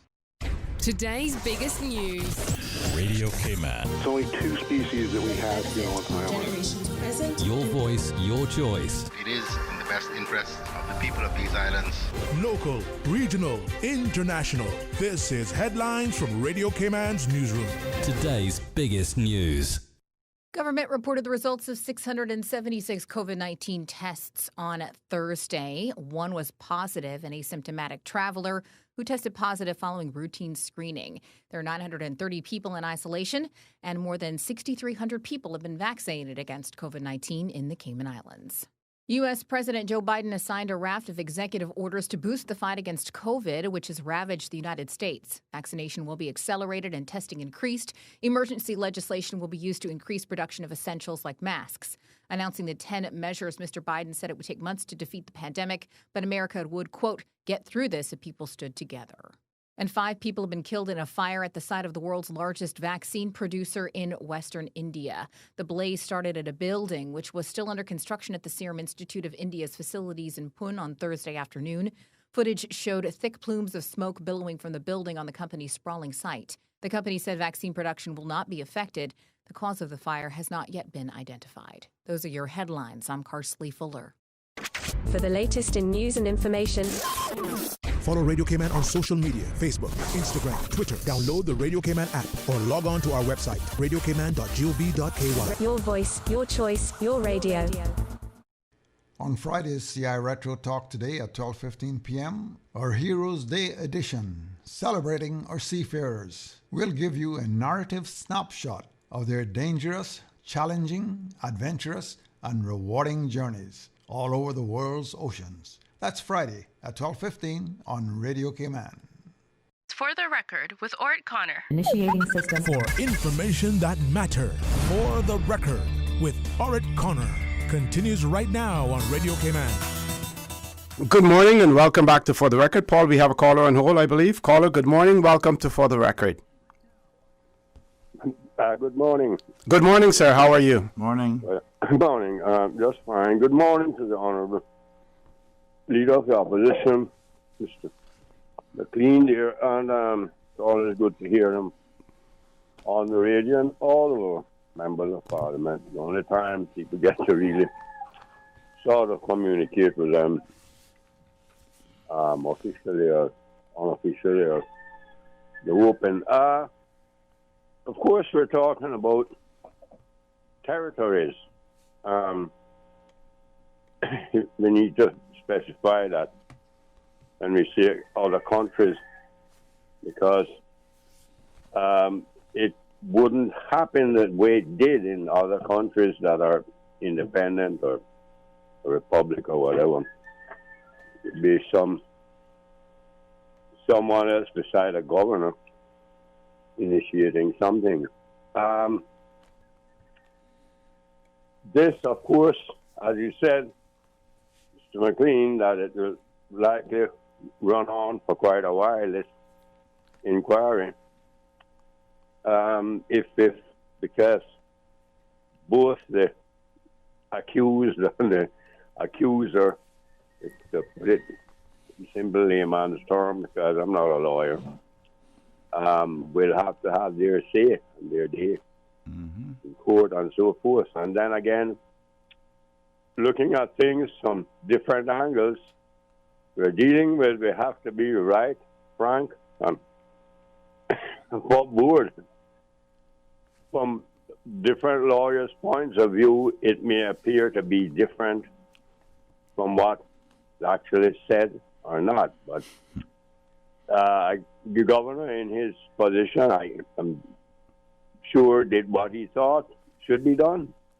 And that's the situation that would obtain with us also. I'm sure that the governor has that right and that privilege and that authority to do that. I noticed that the new governor was a past governor of Bermuda. That's correct. Yeah. Also, I think, if I can remember well or correctly, Bermuda once had a governor that was a Bermudan. Am I right in saying that, Mr. O.C.? It had Bermudan connections. Yes, I think he was married to. The wife was Bermudan. Yes. Yeah. That's Sir Henry Tucker. That would have been one, but had one more recent than that as well. I believe maybe Sir Henry Tucker was a Bermudan. It just crossed my mind. I could be wrong. Mm-hmm. Apologize if I'm wrong. Yeah. Anyhow, yeah. Because his son Jim used to live here in Berwell. And we all know that.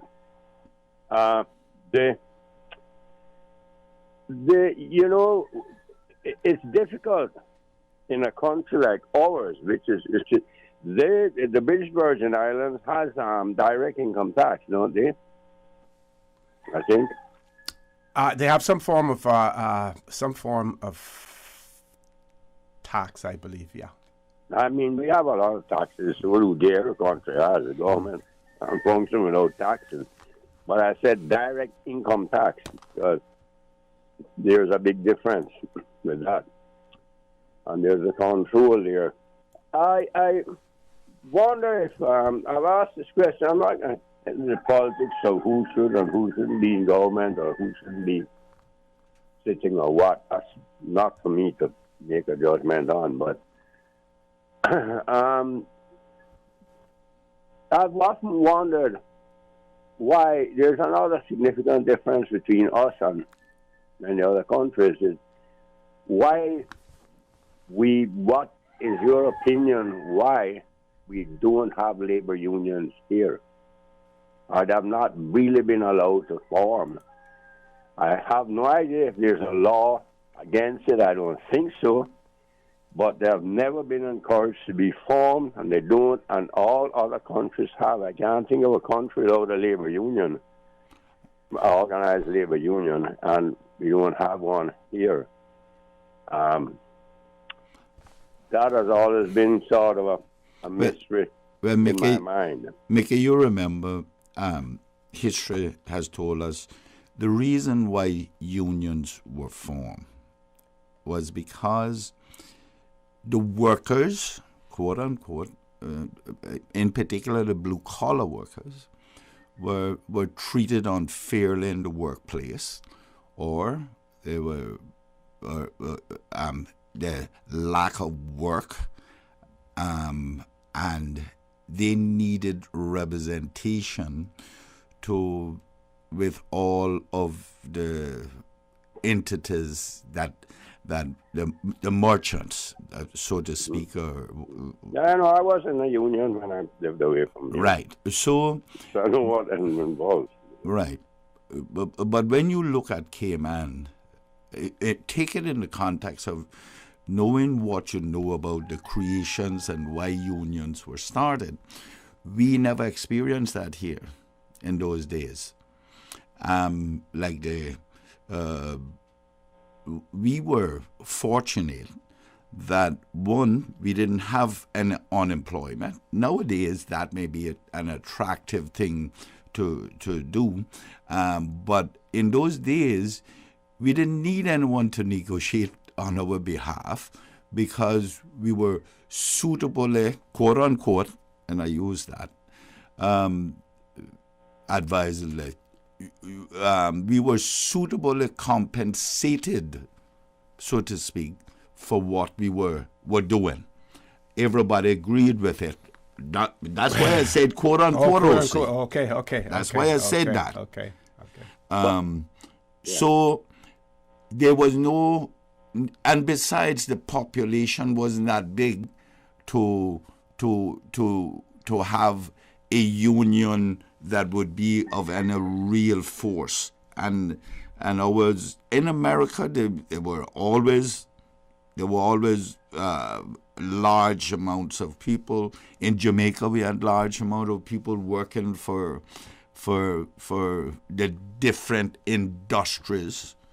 Ours was not that kind of labor force, so to speak. So we never did get into unions to get people to represent. And then born out of those unions, you got political parties. Okay. Caller, go ahead. Yes, but I won't go into all the histories of it because it was very important, particularly like in Jamaica, the formation of unions, because it represented the people, the masses, and that's what put Mr. Bustamante into power and put him so famous. Really, and Mr. Manley, he had formed his party actually a year before Mr. Bustamante did, but he was also a union man, Norman, talking about, and then his son followed suit, and it became a powerhouse thing for the whole Caribbean politicians. But they do a lot of other things besides getting people's jobs and getting good wages and getting proper medical health benefits and so forth, and benefits to limit the amount of weight people supposed to lift and all that. I can't quite remember very well. I was a member of the most, it's not the largest union in the world, but by far the most powerful, the famous Teamsters. But it's just I thought of saying why you think so. But that was then. This is now. But I have my own opinion on this. But the whole reasoning behind many things that take place in a crown colony is very difficult for the members of Parliament to carry out their duties, as we know, because there's always the oversight of the British government, quite rightly so, because we are crown territory. And I don't see that changing at all, nowhere in the near future. But I just thought that, it's difficult to say what I really want to say, but these things will take place, and it may not come to anything big. Really, it may peter out, but our governor is quite right when he stepped in and did say something about it, because I imagine there are a lot of people calling him and saying something. But these things are something that we have to think about and look for and reason with ourselves. Certainly, caller. We're going to try to grab another caller now before we go to our commercial break. Thank you very much. Caller, good morning. Welcome to For the Record. Good morning, Mr. O.C. Good morning, Miss Georgette. Happy New Year to you. Good morning to the Member of Parliament, my good friend, or at least I thought he was my good friend, Arden McLean. Good morning, Miss Georgette. Happy New Year. How are you? I am so glad to be alive. And But you're very much alive. More so than many of us. Well, when I come on the radio, I don't come to be here forever.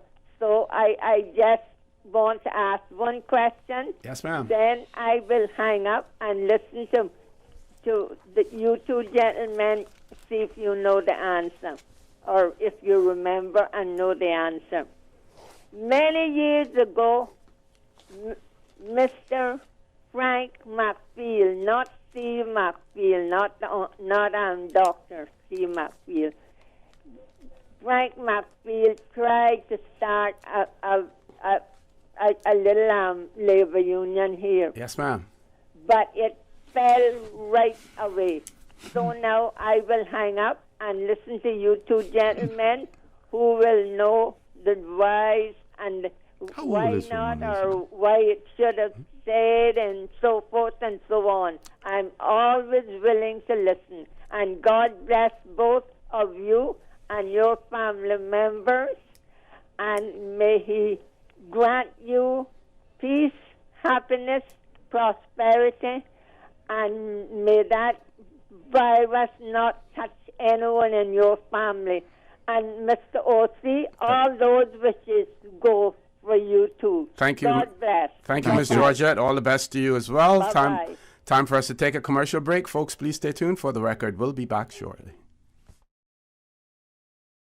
No, man. My bills seem huge again, and I don't know what to do about it. I gotta look some help. We can help. The Ministry of Commerce, Planning and Infrastructure has teamed up with CUC to give you the chance to win a home energy makeover worth up to $20,000. Not only will this lower your utility bills, it will increase your home's value. We are also giving away 8 home energy audits worth up to $1,900 each. Open to all homeowners in Grand Cayman. Entry is now open via www.energy.gov.ky/competition. Proudly sponsored by CEL Cooling, Mitsubishi, Foam Pros, Cooling Pros, and more. Use less, save more. Enter today. I grew up in a Canadian village with a general store that had just about anything you could ever need. That's what I'm reminded of every time I go into West Bay Pharmacy. It's not just because it's well stocked with necessities and oddities, but also because it's like our community hub. The staff treat customers like friends. Ron and the team of pharmacists have kept my family patched up and flu-free for years, and there are usually a few good laughs mixed in. They are truly taking care of my health and my family's health. West Bay Pharmacy is the very best of Cayman kind. Hi, I'm remodeling our bathroom. I have a few questions. Sure. What are some ideas to make my bathroom feel larger? How do I know if I'm picking the right vanity? How do I choose a new toilet or a new countertop? Also, the lighting is terrible. Can I put a window or a skylight? And do I really need an exhaust fan? You've come to the right place. At Brand Source, we custom design kitchen and baths, and our talented design team can help answer your questions. Whether you're looking for a modern, functional family bathroom or a luxurious personal retreat, we'll help create that beautiful space that makes your home yours. And if you're in a rush for a new look and have a limited budget, our ready-to-install bathroom vanities, built with solid wood and countertops of the finest materials, are a quick and easy remodeling solution. For the very best in custom-designed kitchens and baths, visit Brand Source Home Gallery on Dorsey Drive, Industrial Park, Cayman's Kitchen and Bath Center.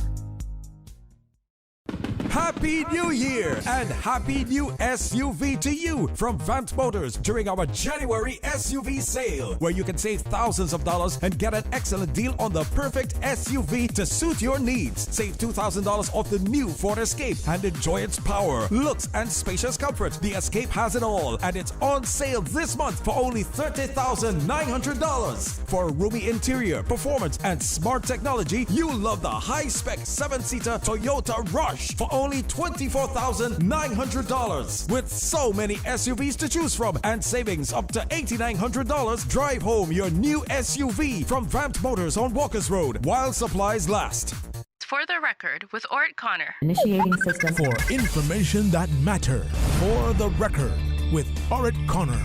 Continues right now on Radio Cayman. Good morning and welcome back to For the Record. In the studio with me, the Honorable Ard McLean, Leader of the Opposition. A few things for the caller, one of our callers previously. The British Virgin Islands does have a payroll tax. They have a payroll tax that has been instituted there. The Payroll Tax Act of 2004 provides for a tax to be levied on employers, including self-employed persons, in respect of actual or notional remuneration. Remunerations for the purpose of the Act include wages, salary, leave, pay, bonus, gratuity, fees, allowances, money paid under a profit-sharing scheme, severance pay, housing, and other benefits in kind. Also, want to I've been asked to remind persons and to clarify to the seafarers in Grand Cayman about the attire for the celebrations on Sunday at Pedro St. James and on Monday at Heroes Square.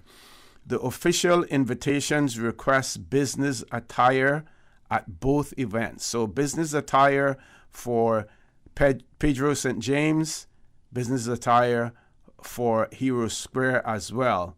However, the Cayman Islands Seafarers Association of Grand Cayman have agreed to wear their polo shirts. So the Seafarers Association in Grand Cayman, members of the association who will be attending on Sunday or Monday are being asked to wear their Cayman Islands Seafarers Association polo shirt to both events. If they do not have one, they should come to the offices of the seafarers to purchase one. This does not apply to the BRAC. And we want to point out that the seafarers will be playing an important role throughout the celebrations and are therefore seeking to be in uniform. It doesn't matter what color polo they own once it is one of those that have been issued by the association. So I will try to repeat this again one more time before the show is over as well. One caller, let's go to the phone lines. Caller, good morning. Welcome to For the Record. Morning, Wasi. Good morning. How are you? This is the Kiva, and I'm calling to ask you to give me a minute for a public service announcement. Certainly, sir. Go right ahead. Happy New Year to you, sir. Happy New Year to you and to Art. Martin, Happy New Year. I'm calling to alert the people of San Andres, Providence, Catalina, that the boat that will be taking donated cargo to those islands will arrive here next Wednesday at the Georgetown dock. Mm-hmm. And it will leave that day. So they have a limited time to load cargo. Contact number is 326-1546. Can you repeat that again, sir? Contact number is 326-1546. 1546, okay. There is still space available for people to take cargo, and those donations are very, very much needed. There is a great need of building supplies, and hopefully anyone listening will spread the word. They are in need of things like connectors, what they call Simpson connectors, Simpson hangers, Joyce hanger nails, 16-penny common nails, 8-penny common nails. They need 2x4, 2x6, and 1x6. They need tarps and generators. They are still trying to, of course, get people into a shelter as quickly as possible over there on those islands. And so I'm hoping that people listening will spread the word to anyone who can donate. Those are things that are still very much needed. As I said, building supplies, those things are needed for construction purposes. Okay, and those items can be delivered where? Where? At the dock that day. Okay. At the dock, there will be a ship there taking cargo, and Mr. Albertito Bryan, who is the chairman of the group, and some others, but that's the name I have, and that's the number I have readily available right now, 326-1546. Albertito Bryan. Right. Okay. So they would get further details, from them in terms of any customs requirements or Port Authority requirements when they get to the dock. Yeah, Port Authority, of course, will be supervising, of course, the ship, but they only have a day. So they come in that morning and they leave that afternoon. and all things have been arranged with customs and Port Authority. Okay. But those things, OC, Simpson hangers, Simpson connectors, joist, hanger nails, common nails, 16 penny, 8 penny common nails, 2x6, 2x4, 1x4, and tops and any generators. Those building supplies are seriously needed to get people over there. The conditions are still really terrible over there.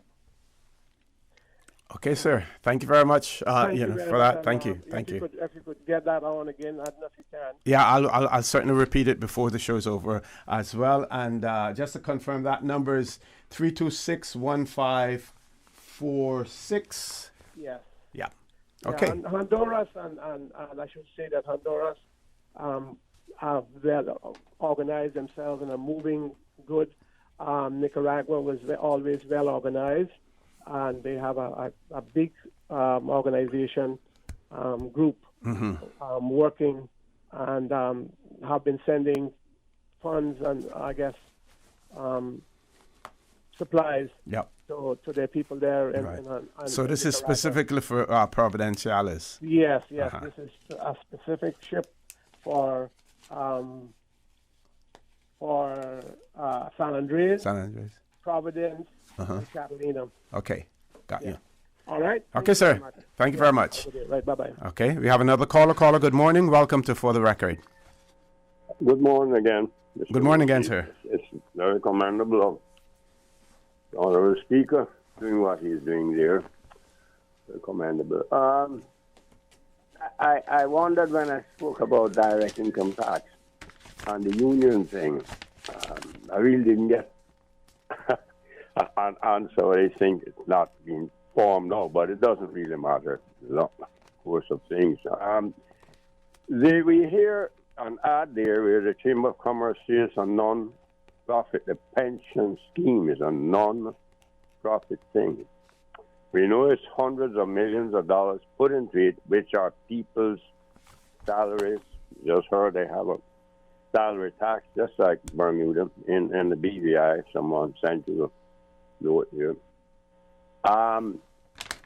So there must be somebody collecting a salary, or some bodies or people from these pensions for it to be run. So when we say non-profit, it's a very sort of vague thing. And what do we actually mean? Those salaries, I guess they're taxed over there where they're going to, in the different funds, investments, and the counters of blue chips, red chips, whatever chips. And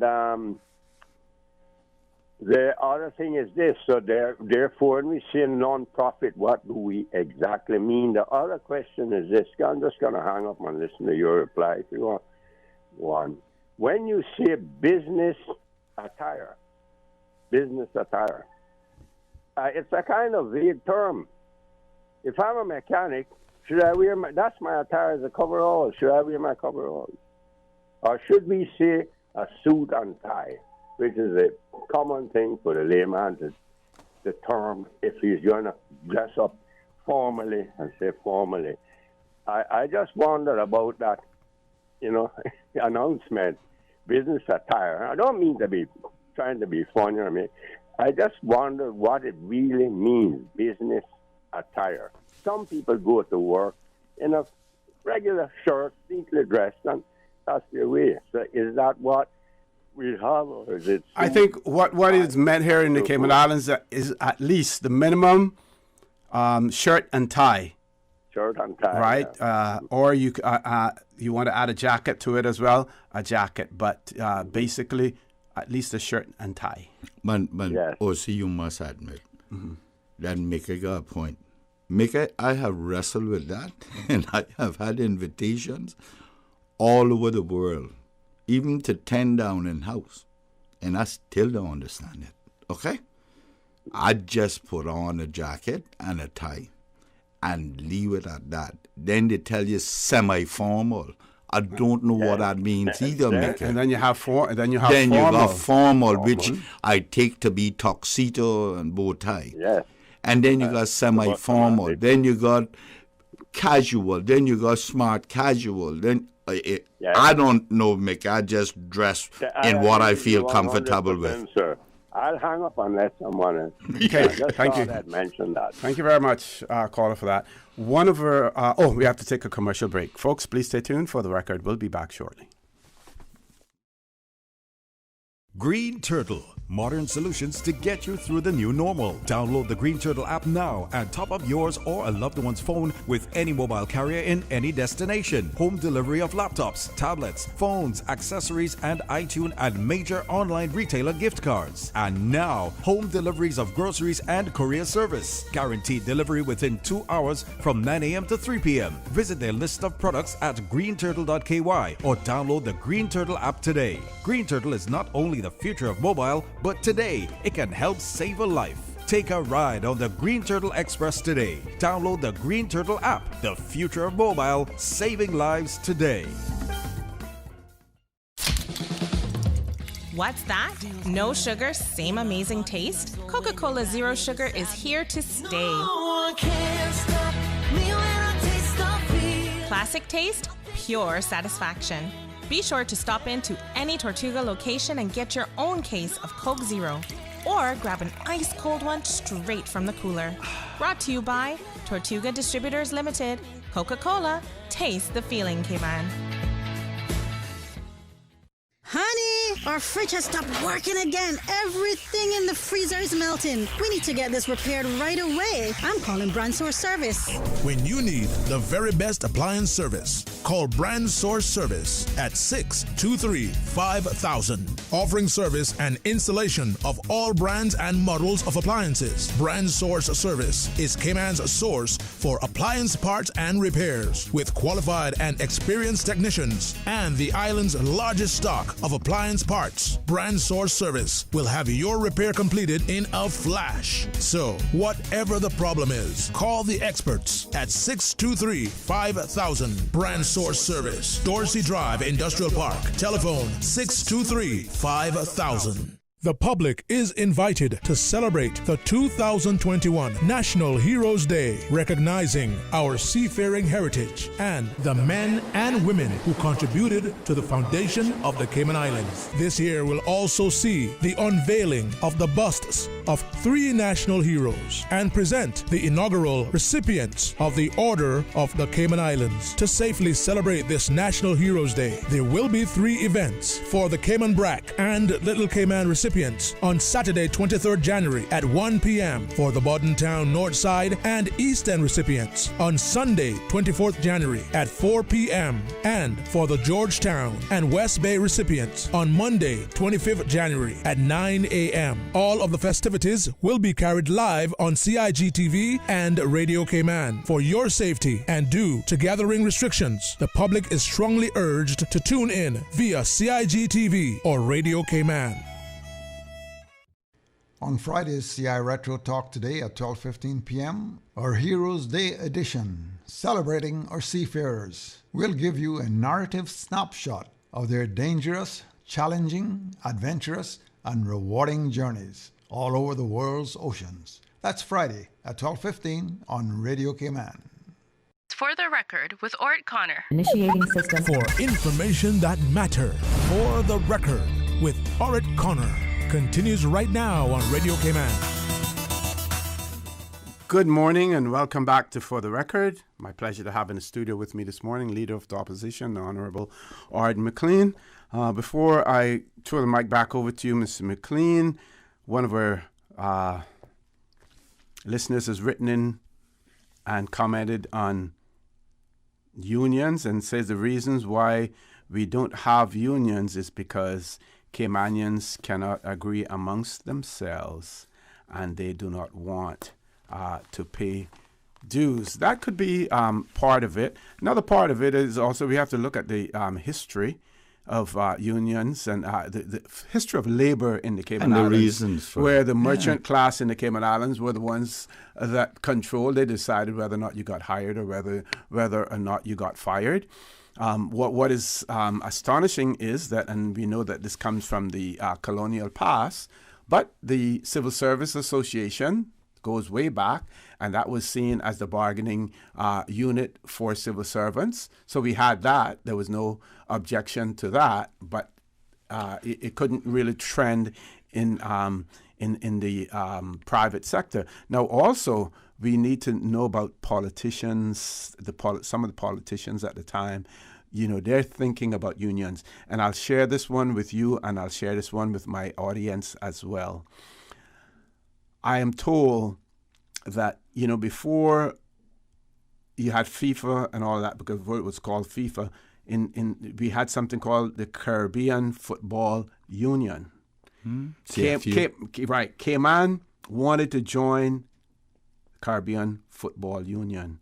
The government would not agree, because the government was then funding the football, because one particular minister, the minister who was in charge of sports, did not like the fact that the word union was in it, and objected on that basis to the Cayman Islands joining the Caribbean Football Union, because the word union was in it. That goes to show you the thinking of some of our leaders in the Cayman Islands in the 70s and 80s. It went further than that.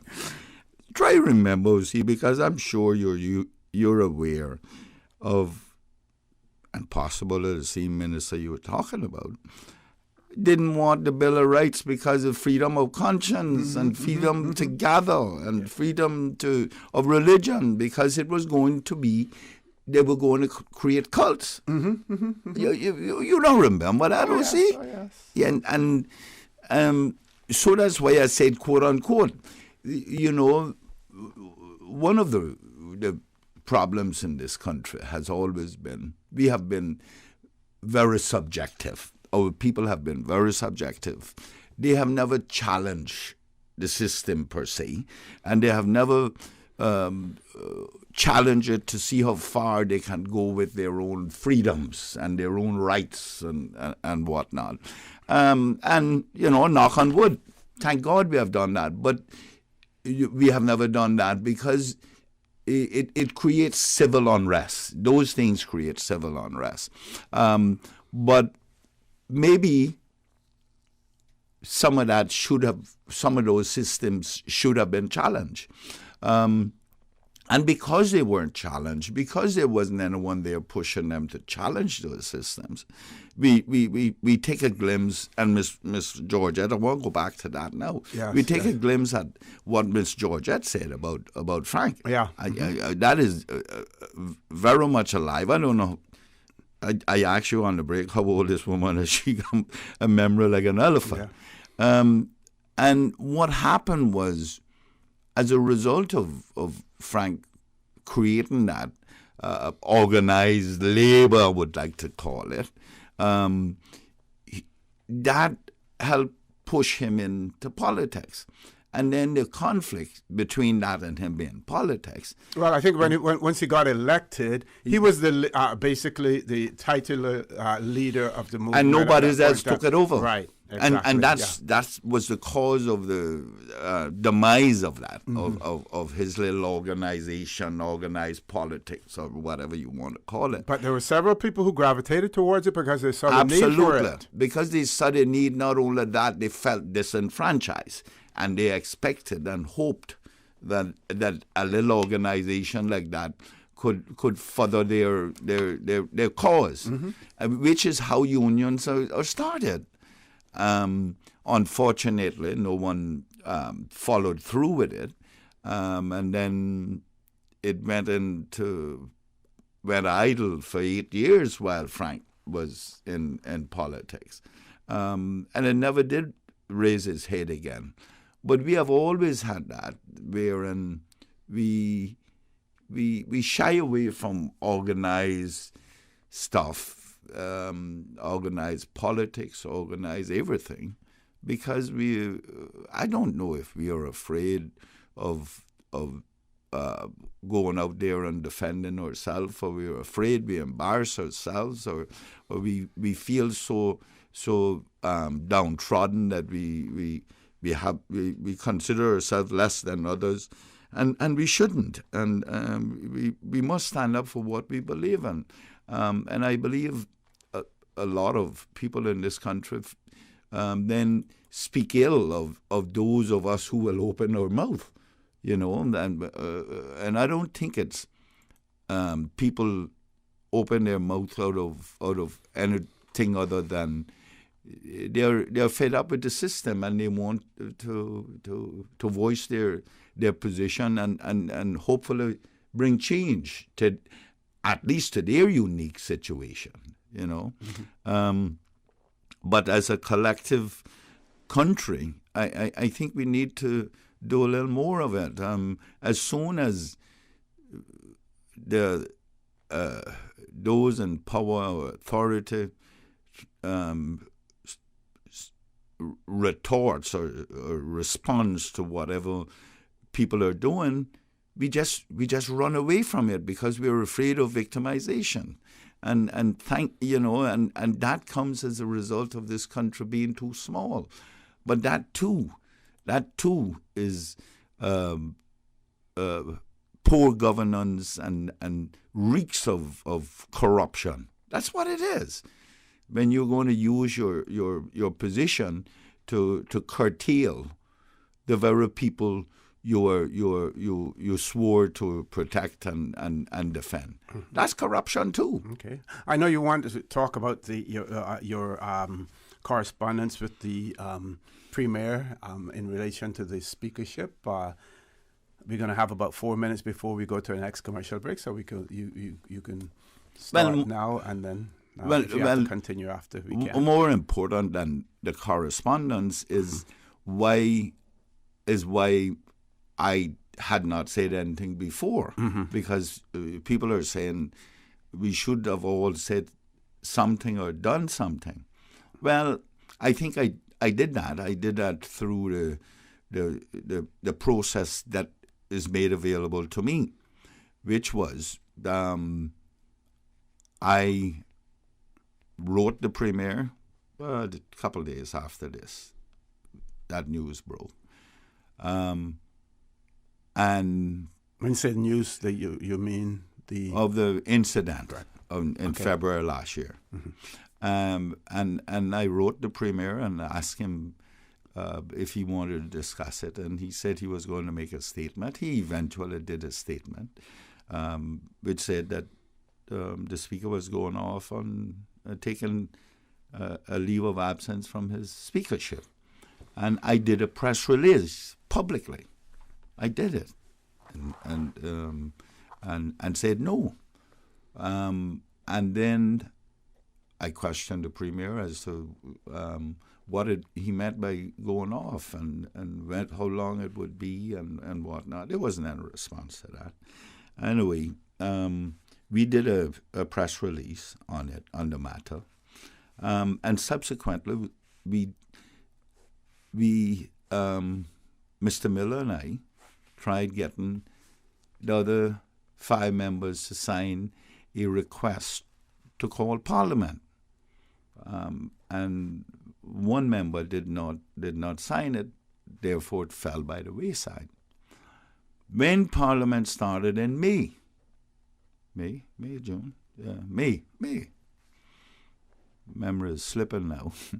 Mr. Miller and I submitted a motion of no confidence. That's the only thing I can do. That motion of no confidence went to the presiding officer. You notice my choice of words. Presiding officer. The presiding officer who had just been installed, Ms. Conley, rejected it on the basis of sub judice. I disagreed because sub judice, as I understand it, the rules apply only to jury trials, and this was not a jury trial. And even if there was sub judice, if we look at the rules specifically say we cannot say anything about anything that is sub judice. Therefore, it's the presiding officer who must ensure that no member in there goes down that road. That's my view. Okay. And that's my interpretation of the rules. So it was rejected. The presiding officer, anything we submit to Parliament has to be approved by the presiding officer, because the presiding officer has to review it and ensure that it is in keeping with parliamentary procedures and whatnot. Nothing is repugnant. You're not stating opinions. All kinds of positions the Speaker looks for in our submissions, questions and motions, and those are the only ones we have. So that's the only authority as opposition that you have in there. Okay, I'm going to ask you to pause there so we can take a last commercial break. Folks, please stay tuned. For the record, we'll be back shortly. Whether you're finishing a new condo, upgrading your rental property, or simply renovating, make Roper's Enterprises your first stop. Quality furniture at a fraction of the price. Find everything for your home and kitchen at low prices. Roper's, your neighborhood store. Value, integrity. Roper's Enterprises, 122 Industrial Way. Your home deserves a quality finish. Visit their showroom or shop online at ropers.ky. Ropers, providing products and services for better public health. Green Turtle, modern solutions to get you through the new normal. Download the Green Turtle app now and top up yours or a loved one's phone with any mobile carrier in any destination. Home delivery of laptops, tablets, phones, accessories, and iTunes and major online retailer gift cards. And now, home deliveries of groceries and courier service. Guaranteed delivery within 2 hours from 9 a.m. to 3 p.m. Visit their list of products at greenturtle.ky or download the Green Turtle app today. Green Turtle is not only the future of mobile, but today it can help save a life. Take a ride on the Green Turtle Express today. Download the Green Turtle app, the future of mobile, saving lives today. No, man. My bill seem huge again, and I don't know what to do about it. I gotta look some help. We can help. The Ministry of Commerce, Planning and Infrastructure has teamed up with CUC to give you the chance to win a home energy makeover worth up to $20,000. Not only will this lower your utility bills, it will increase your home's value. We are also giving away 8 home energy audits worth up to $1,900 each. Open to all homeowners in Grand Cayman. Entry is now open via www.energy.gov.ky/competition. Proudly sponsored by CEL Cooling, Mitsubishi, Foam Pros, Cooling Pros, and more. Use less, save more. Enter today. Kick off your Heroes Day weekend with the Cayman Islands Music Entertainment Association's 13th annual Music DJ Showcase at Coral Beach. 11 hours of entertainment featuring the Cayman Islands top spin masters with the likes of Atom Skills, Chuck Taylor, DJ Dominique, Mixmaster, and DJ Silver Fox. Going down Friday, January 22nd at Coral Beach, 3 p.m. until 2 a.m. It's 100% free. Yes, 100% free access to the public. This is the rhythm of the night. Spread your wings, feel the vibes, and feel alive. The Cayman Music and Entertainment Association Music DJ Showcase, Friday, January 22nd at Coral Beach from 3 p.m. until 2 a.m. Free entry all night long. This commercial was proudly sponsored by Radio Cayman. For the record, with Ort Connor. Initiating system. For information that matters. For the record, with Ort Connor. Continues right now on Radio Cayman. Good morning and welcome back to For the Record. We're on the last leg of the show this morning, so we're going to close the phone lines off now. Paul, back to you, Mr. McLean. Sorry we had to interrupt there to go to that commercial break. Thank you, O.C. So let's talk about the presiding officer for a little bit more. The presiding officer, if there is something that is wrong with whatever we submit, the presiding officer will, one of two things, give you the opportunity to change it, and if you don't want to change it, reject it from it going in there. And in this case, there was no opportunity to change. It was just rejected on the basis that it was the sub judice of it. So, once a presiding officer does that, I have no recourse. That's it. It's done. So the case went on. And during that period, people were calling on me to do something. I can't do it again. The only tool I have is a vote of no confidence. Okay? That's all I have. That's all any opposition has anywhere. So that has now been rejected. It will not be considered again until the circumstances have changed, i.e., the court case has been completed.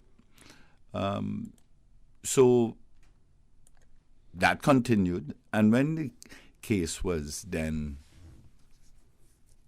the speaker then pled guilty. People started calling on me again, but the case was still in court because the sentence hadn't been passed.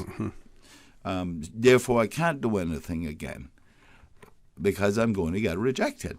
The precedent has been set on that particular matter, you see? So once the sentence has been passed, the case is over. Now, there is no more excuses. There is no more excuses now, whether that be from me, Mr. Miller, the presiding officer, it doesn't matter, or the premier. There's no more excuses. Now, the other provision that a lot of people don't know about, I don't know, but there are people who don't know about it, I can't say a lot, is the provision of how one can be removed from Parliament on conviction of criminal conviction, and that is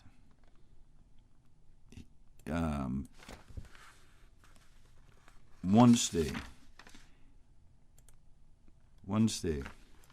any member has been convicted, they have to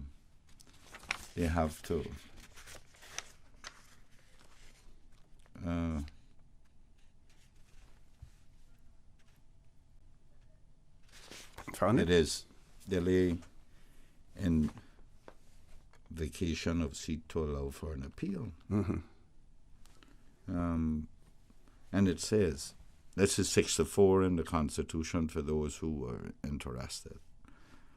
If circumstances such as referred to in 63G, which is the seat of an elected member of the Legislative Assembly shall become vacant subject to subsection, this is G, subsection 64, if any circumstances arise that if he or she were not a member of the Assembly would cause him or her to be disqualified for election to it by virtue of any provision of section 62(1) other than paragraph G, which is, you know how these things, which is dishonesty, conviction,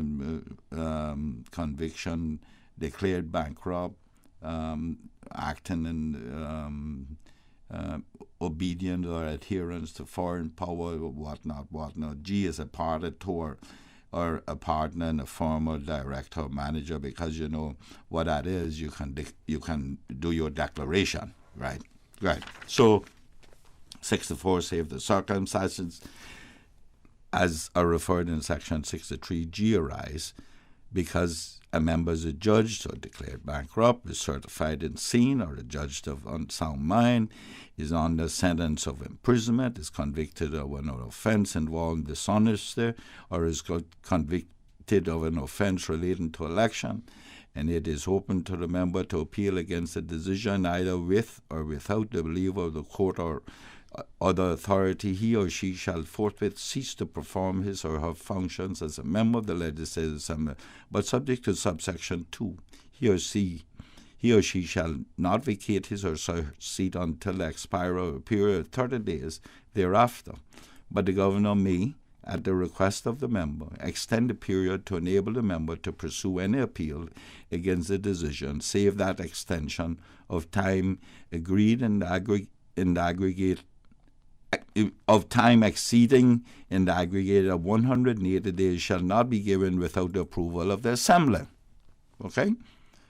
So, you know, the members of the Assembly need to extend it for up to 150 days. So in essence, when we're looking at when the case was concluded, even if attempts were made to remove an individual, because of all of the procedures that are in place, it could potentially go well beyond. That is a member of the LA. Yeah. That's the member of parliament. As a member of parliament. Right. Doesn't say anything about positions being relocated. I don't know. Right.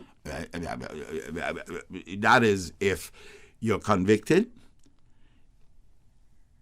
you have 30 days to correct that. Mm-hmm. And the governor can extend it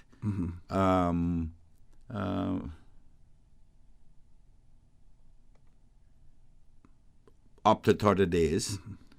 May at the request of the member expand the period to enable the member to pursue any appeal against the decision, save the extension of time exceeding in the aggregate one if they shall not be given without approval of the assembly. So what happens is the governor can extend that time up to 150 days. That's 6 months, right? Right? Yeah. Right. Is it? Well, 100. 30 days, 30 into 150. 4 is 120. About 5 months. About 5 months, right around there. Anything over and above that, it must be the members of parliament to extend it. Okay? Until all the appeal has been expired. So 2 says, if under determination of an appeal, such circumstances as aforementioned continue to exist, and no further appeal is open to the member, or if, for any reason, including the refusal of periods to appeal or the expiration of any time for entering an appeal, it ceased to be open to the member to appeal, he or she shall forthwith vacate his or her seat. Okay? If at any time before the member vacates his or her seat, such circumstances as aforementioned cease to exist, his or her seat shall not become vacant on the expiry period referred to in subsection 1, and he or she may resume the performance of his or her function as a member. So if there's an opening to go to the Privy Council, then it's got to take another 2 years. But this is all in relation to membership in the legislative membership assembly. of the legislative assembly, nothing to do with positions and that kind of stuff.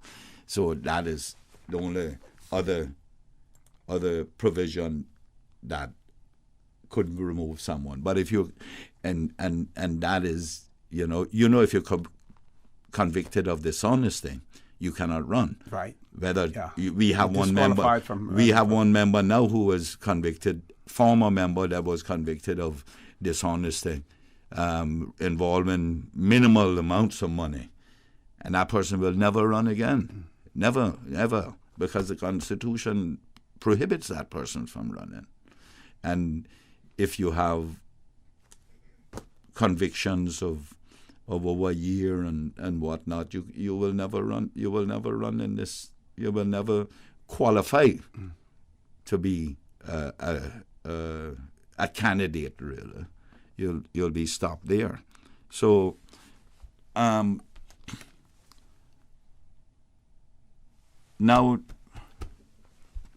I want to tie that back into you saying, asking running whether, almost out of time. So asking whether we're going to go back to Parliament. Well, I don't know. I really don't know. See, here is a time that the government needs to determine and set a date for Parliament. I have my own opinions of what that may be, but I shall wait to see if they are proven or otherwise. Okay. All right. So let me thank you for allowing me the opportunity. It's always a pleasure coming on here. I hope I have imparted some of the stuff that I have learned in the Legislative Assembly. Certainly. During these years, I have steeped myself in it, so I do know some of it. I can't say that I know all. Okay, we're going to remind our listeners, those of you who are going to be attending either Pedro St. James on Sunday or Hero Square on Monday. Seafarers are being requested to wear their Seafarers T-shirt. Once it's from the association, it doesn't matter what color polo you own. You can wear it. Other persons are being asked to business attire, and I would say there the minimum you want to have, well, you want to ensure you wear pants or bottoms, as well as a shirt and a tie for men. People also need to be aware that the events cannot be open to the general public, because if that were to take place, then they would easily go over the limit of 1,000 persons for outside events. Seating is limited, and priority for seating is for the award recipients and their invited guests as well. So those are reminders for Sunday and Monday. If you do not have, if you're a seafarer and you do not have a polo shirt, you can go to their office to purchase one. Also want to remind you, you heard the speaker, the Honorable W.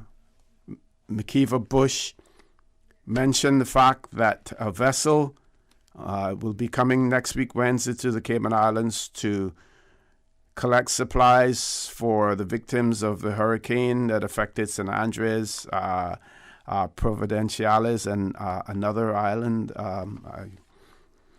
The number, if you are interested or if you want to know more or you want to donate, 326-1546. 326-1546. Before next week, Wednesday, that's when the vessel will be arriving. The vessel will arrive and depart on the same day as well. So, folks, I want to thank you for allowing Radio Cayman, and by extension For the Record, into your homes, into your vehicles, as you traverse the busy roads of the Cayman Islands, into your places of work, wherever that may be. I also want to remind you that we are our brothers and our sisters' keepers. There is always someone out there who's less fortunate than we are, and I ask you to extend a helping hand to them. If you can't do that, then I suggest you donate to Worthy Charity, because we always want to consider those who need, not necessarily those who want or even those who crave. So I say to you, have a great day. Continue to support your radio station, Radio Cayman. Join Sterling Dwayne Banks at 12:15 for Talk Today. No show, no For the Record on Monday, as Monday is a holiday, and as usual, we ask the good Lord to bless these three beautiful, wonderful Cayman Islands. For the Record is brought to you by Vamped Motors, the only authorized Ford and Toyota dealership serving the Cayman Islands. Coca-Cola, available across the Cayman Islands from Tortuga Distributors. Accept no substitutes. Taste the feeling with Coca-Cola. Brand Source Home Gallery, inspiring luxury. Also brought to you by Ropers Enterprises, 122 Industrial Way. Products and services for better public health. Green Turtle. Take a ride on the Green Turtle Express today. Download the Green Turtle app, the future of mobile, saving lives today. The Ministry of Commerce, Planning and Infrastructure, and by West Bay Pharmacy.